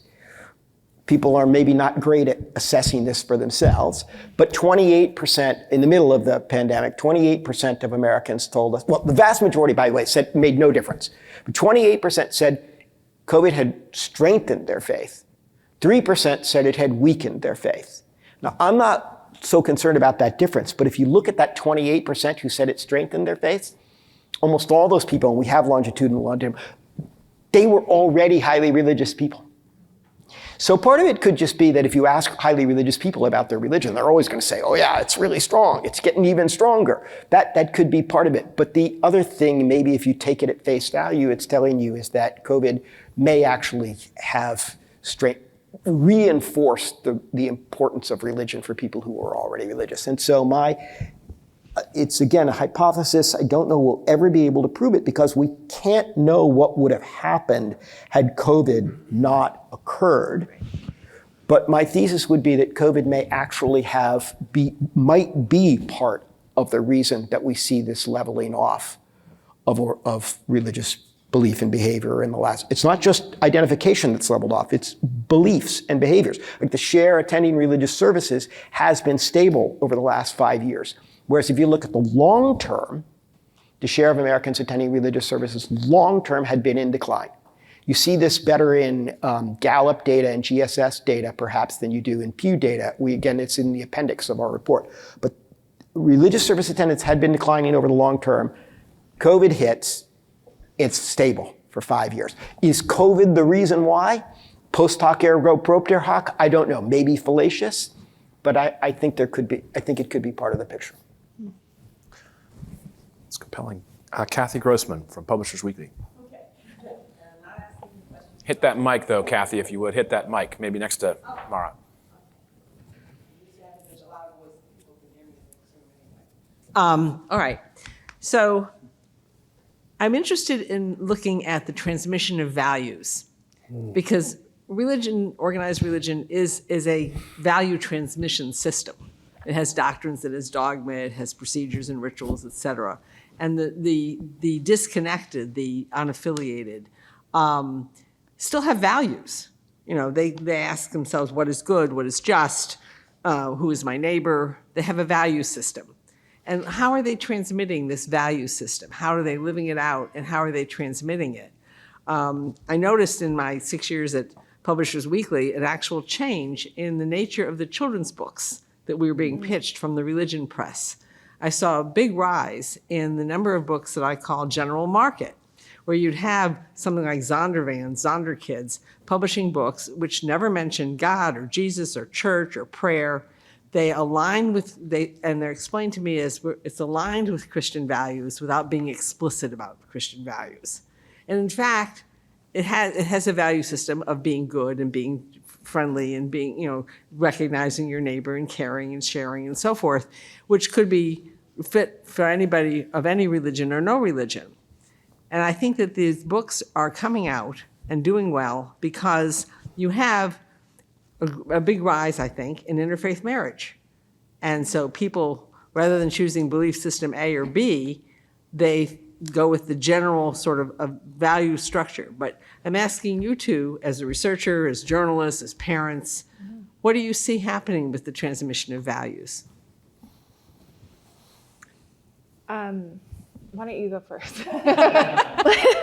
So I don't have a lot of data on this. We've done some studies of parenting, and I'm just going to tell you, by the way, respondents love answering questions about parenting. So there's a lot of things that we can ask people about, like climate change, and a lot of people, we ask, when we do some of these surveys, we ask people what they thought of the survey, and people don't really like that. Like, especially people on the conservative end of the spectrum, they don't like answering those questions, and there are things that liberals don't like answering as well. But everybody likes answering questions about parenting. There's huge interest in it. So we've done some studies of parenting, but I can't say we've cracked a code and figured out a way to find out what values parents are transmitting to their children. I think it's really hard. I mean, I think social desirability bias would be a big part of that. Are you trying to teach your children to be good people? Well, yeah. Are you trying to teach your children not to cheat and steal and be mean to other people? Yeah. And how do we figure out, really, not in self-reports, but what's going on and how that's changing? I think that's really hard. But we have asked a bunch of questions about things like technological devices and what people are giving with their kids.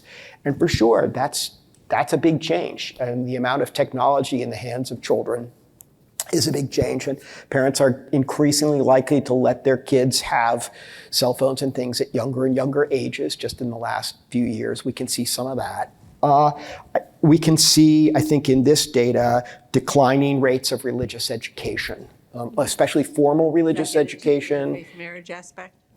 And intermarriage is definitely rising.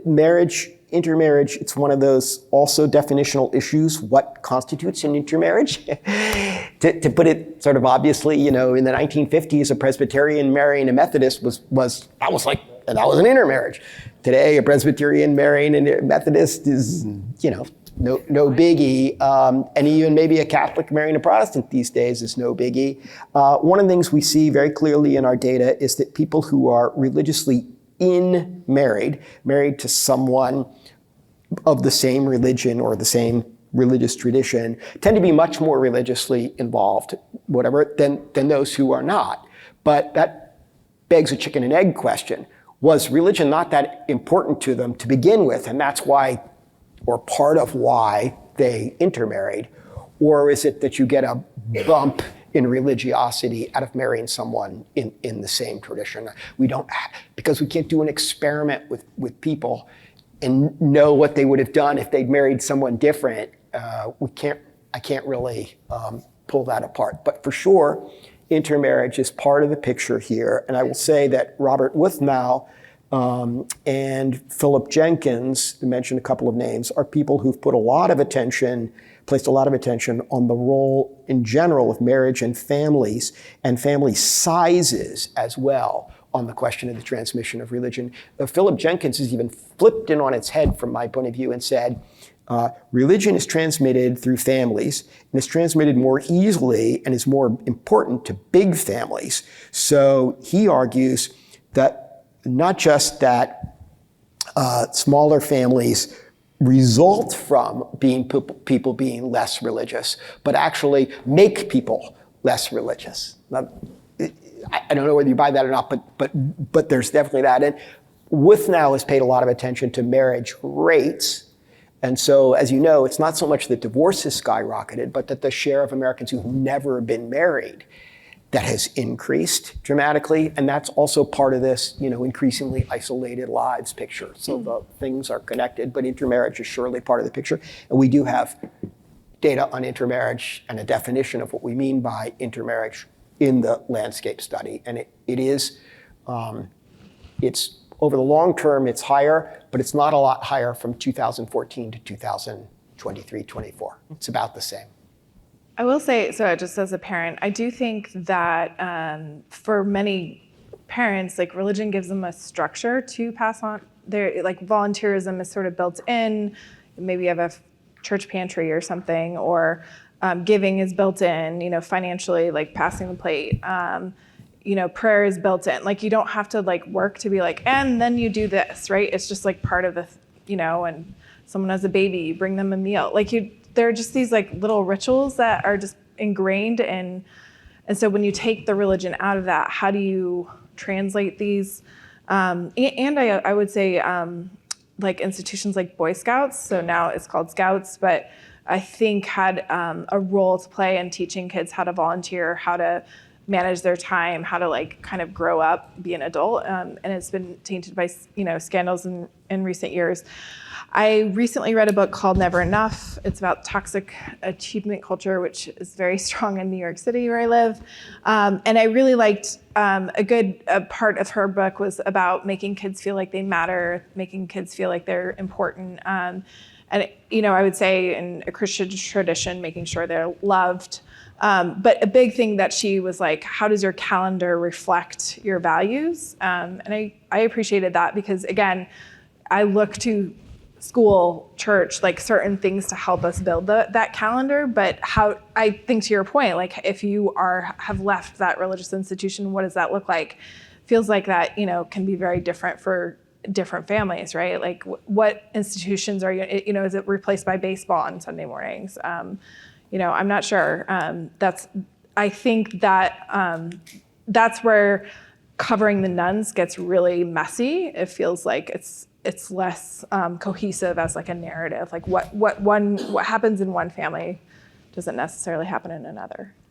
While it's really hard to know what values people are transmitting, there is a research literature on what values people seek to transmit, like what values matter to them in their children.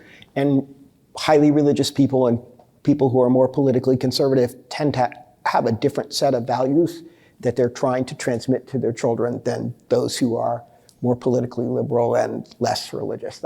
Don't think that will surprise you. I'll try to find you some citations, and I bet Mark and Chris and others know that's not my super area of specialty, but there's a lot. Sure. Matt Brown with AP. Thank you guys for doing this.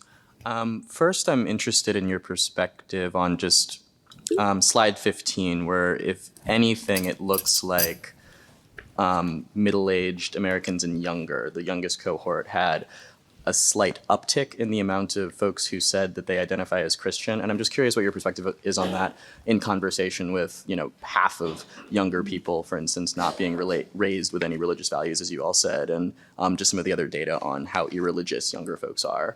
And then second, I'm curious, you all touched on this a little bit already, but on questions of how technology and the internet are impacting people's religious experiences, I'm curious on if you all broke that out in terms of questions of religious practice and attendance. I attend a weekly church event, was that included in virtual as well?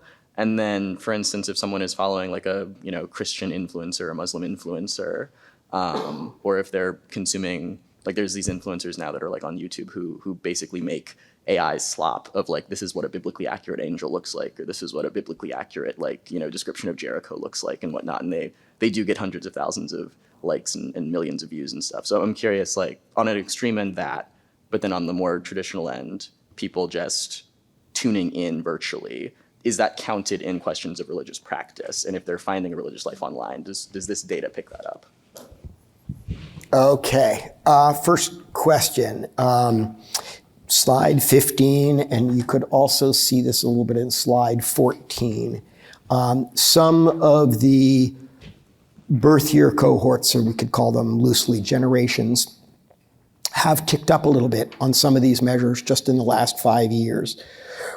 When we look at this and look at these particular samples and these differences, they're probably, in most cases, not statistically significant at a 95% confidence level. That doesn't mean that I just throw them out, because it is possible that we're seeing little upticks, or that these little upticks in a few cohorts are together part of the picture that's resulting in the overall stability. Again, because each successive cohort is lower, and if that weren't changing, if something weren't shifting, we wouldn't see stability. So we had lots of discussions about this internally as to whether we should say that any of these cohorts are ticking up. And after really parsing the data carefully, we decided not to call out the upward slope, because in most cases it's not statistically significant, but you're right to see it. Also, I gotta say, damn, I'm sorry that you noticed. I was kind of hoping you wouldn't. This youngest generation, people born between 2000 and 2006, that on slides 14 and 15 look like they've jumped. I hate to say this because it might decrease people's trust in the data overall, but I think that's probably statistical noise. I think that's probably measurement noise. It doesn't seem realistic to think that between 2023 and 2024, there was a 6-point shift or an 8-point shift in these measures among that generation. My guess is that actually what you're talking about is, we first picked these people up in 2023. It's a relatively small survey, and we're talking about a really small sample. And then we're talking about a much bigger sample in another survey just a year later. And the surveys might have slightly different contexts and whatever. And so what I'm trying to say is, I do trust our data, but I'm also really small group of people that So just to be clear on that, what you're saying is that you assume that they were already around the level of religiosity that they're registering in 2024, but that in 2023, because it was a smaller sample size, you found a disproportionate number of them? It's not that I trust the 2024 number more than the 2023 number. I'm trying to say that I don't believe that there was an actual real shift of that magnitude in that cohort in 1 year. I believe that probably is measurement noise of one sort or another. And just like any, when you're looking at survey data and you see little bits and bobs, thank you. I see, the sociologists in the room sort of nodding that, it's probably not real. But the overall pattern where they enter the picture and they are less religious than the other groups in both years, in both measures, that's telling you something. There's signal within the noise, but there's also noise. Now your second question was about technology and Influencers. And influencers. We didn't ask anything about influencers in this survey. We did do a religion and tech survey, asked people about the way they use technology for religious purposes, and we tried to look at a bunch of this stuff, and I can send you a link to it. It was only about 1.5 years ago. It's pretty recent. And we did ask some questions about influencers and all that. Again, I can't say we've nailed that because there's a lot of different influencers, and if you start asking about any individual person or whatever, there's just not that many people who are following any one Muslim influencer, for example. Some of the Christian ones maybe more. So I have limited information on it, but I'll share with you what I've got. Go ahead. Yep. You a little bit more? Are you No, Michelle Borstein from the Washington Post. Yeah. I was just going to say, like, I would be, just on the point about influencers, quote unquote, I'd just be most interested in how folks are consuming religious content online if the person who is giving it to them, less so any individual personality, but if the person that is giving it to them self-identifies as an imam or a priest or a pastor or a rabbi of some sort, or if they're just like, I'm just a dude online who is saying interesting things about religion and I got a large following as a result of it. That would be something that'd be an interesting story. I would love to read that story. I'm not sure I could contribute much to it. Hello. So Matt took my question, which was which was about 14 and the big jump, which may not have been a big jump, I guess. So because we're having a discussion, I'm also just going to throw out some random things. They're not necessarily a question. One question I did have is whether you folks have done polling that is open-ended, that gets to not just this has been like the ongoing crisis of covering this beat in this recent decades is language and definitions and who is a religious leader. I mean, this is like identity crisis for me every day. So, I mean, have you ever asked how people would describe their own faith identity or spiritual identity, like to see if there's sort of some whole other, you see from interviewing that people are often like, I'm a gospel believer. I don't like the term Christian. I don't like the term evangelical, whatever it is, like they have their own language for that kind of thing. And also something like what he's talking about with technology is just that I've always wanted to say, could the Post do something that's like, who are your religious, who do you follow? Like, who do you believe in? Who do you look to as a leader? Because I feel like there's this whole other, is it Tucker Carlson? I don't know, So, but is there anything like that in like Pew level survey data where you would ask people to write in something or no? Yeah, we tend to do it in a couple of ways. We tend to do that more experimentally using non-probability studies and things as a sort of foreshot and or focus groups to try to figure those things out to then develop the close-ended questions that we use for surveys, because you're sort of wasting an expensive and difficult endeavor with open-ended questions. So the problem with open-ended questions is some people answer them and some people don't. And some people answer them at length and cogently, and some people give you a word or two and not very cogently. And if you're thinking about all these people as part of your sample of the population, you would be getting a really false impression by just then paying attention to the ones who actually give you long and cogent and thoughtful answers and ignoring all the ones who didn't answer or gave you one word. So open-ended research is both really valuable and really hard to interpret. And we do it again in various ways, but one thing we also do is we pay attention to all the reporting that you all do. And we see what you're suggesting, what you think is going on, and what you're finding out there, and then we develop surveys about it. So we've got one coming out before too long about use of tarot cards and fortune telling and belief in astrology, because there's been so much reporting in recent years saying these things are on the upswing. So we've devoted some time to try to ask people, and particularly, you do see some correlations with age and that kind of stuff that's forthcoming. But on the question basically of who's a religious leader and who do you follow, the way we've ended up doing that in closed-ended is more to ask What kinds of information do you look to religious leaders to give you, and how much trust in them do you place? And one of the things we're kind of interested in is whether, for example, people look to their religious leaders or trust their religious leaders on things like climate change. And the answer is, yeah, actually many do, but they also will tell you that they trust experts, and they're in some cases more likely to trust experts in these particular areas. And maybe it fits with common sense. People do tend to look to their religious leaders more for guidance on moral issues than they do for guidance on science and things. And they'll tell you, more people will say they trust scientists to provide them with data on science than they trust religious leaders. So we've tried. I won't say we've done anything definitive. If you have some particularly good ideas, you think, of things we should do.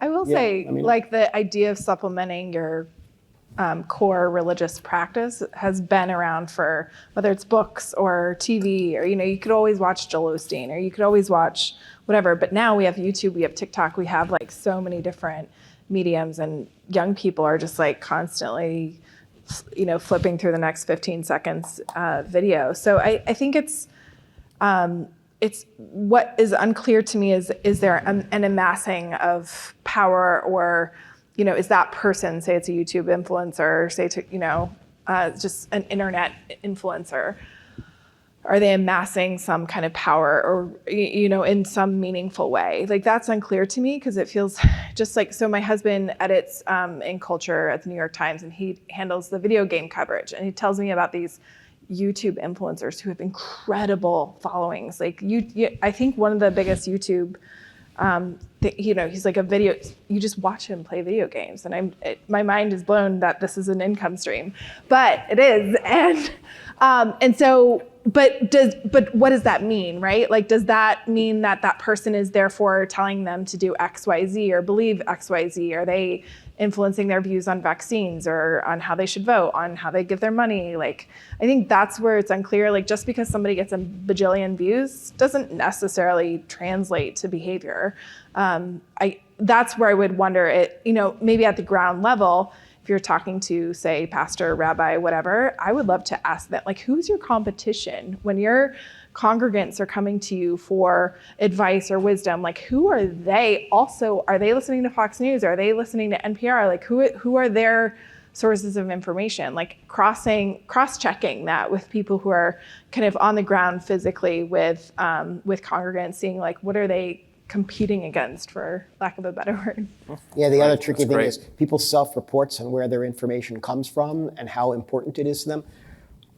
I don't know how reliable I don't know how good any of us are at figuring that out, honestly. Yeah. Follow up with one more thing. So I don't know if this was when I stepped away, but did you go into detail about the, so there's two things that seem like they intersect here. One is the question of the middle, like, is the middle sort of falling out? And then also, sorry, there was a second thing about it. I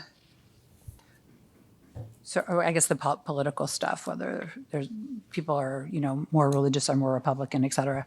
So, like, how do you, apologies if you did talk about it, yeah, but how do you think about whether, whether it's a smaller, more Orthodox church? I didn't get to that. Yeah. Yeah, I mean, to what degree, how do you understand what's going on with, like, affiliation and that kind of stuff?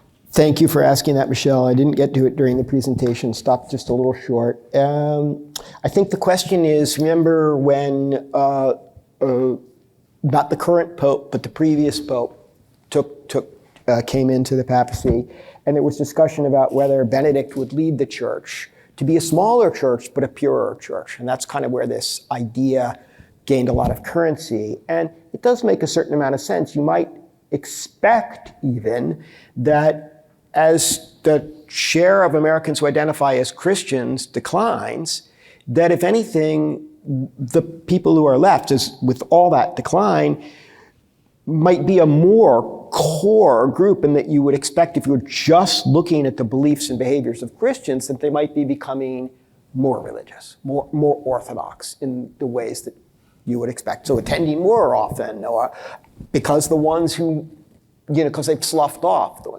And it's a very mixed picture. It's not clear at all that that's happened.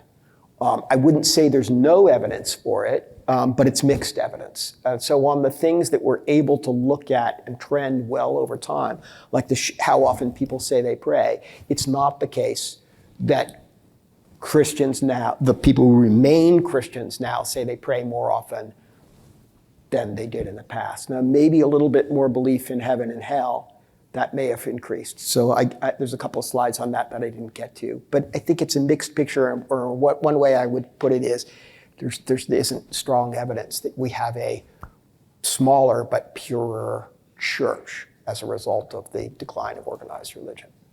On the broader question of how this decline cuts across religious groups, political groups. Sarah read out these figures for how much the share of Christians has declined among political Democrats and political liberals, self-defined, self-described. It has also declined among conservatives and Republicans. It's just not declined nearly as much, but it has gone down. The share of people in the Republican coalition who don't identify with any religion has risen. The share of Republicans who identify as Christian has fallen, but it's fallen like 7 percentage points, and it's still the majority. Among Democrats, it's fallen like, I think the number is close to 25 percentage points over this period from 2007 to 2023, 24. So it's more concentrated among Democrats and liberals, which also is part of the evidence that some sociologists, political scientists would see to believe that politics, or the entanglement of religion and politics, may be one of the root causes of disaffiliation. So in the literature, people sometimes call this the Haut-Fischer hypothesis, after a seminal paper written in 2002 by Michael Haut and Claude Fisher, who were both at the time sociologists at the University of California. And they wrote the first paper that said the rise of the nuns, that argued that the rise of the nuns is essentially a backlash against the entanglement of religion, organized religion, with conservative politics, and that the backlash is that younger people, and especially more liberal younger people, are saying, if that's what religion is, then I'm not religious. And this is one of the best known hypotheses about this, and one of the best documented. And many political scientists and sociologists are quite sort of persuaded that this is at least part of what's going on. I would merely just emphasize that even Haut and Fisher don't think that it's all of what's going on. So it may be there's reason to believe it may be part of it, but there could also be other explanations for the decline of religion, including these broader sort of Putnam-esque societal changes. I just quickly add that by way of follow-up to this wonderful slide deck, we also actually have a copy that's in color. It's a little bit easier and more fluent. So we'll send that out as a follow-up alongside contact info for people who don't self-report out of sharing their email address with one another as a follow-up to this conference, for what it's worth, which might be a little bit easier to read some of these moving lines. And great thanks to Sarah and to Alan for this talk. This was great. So thank you.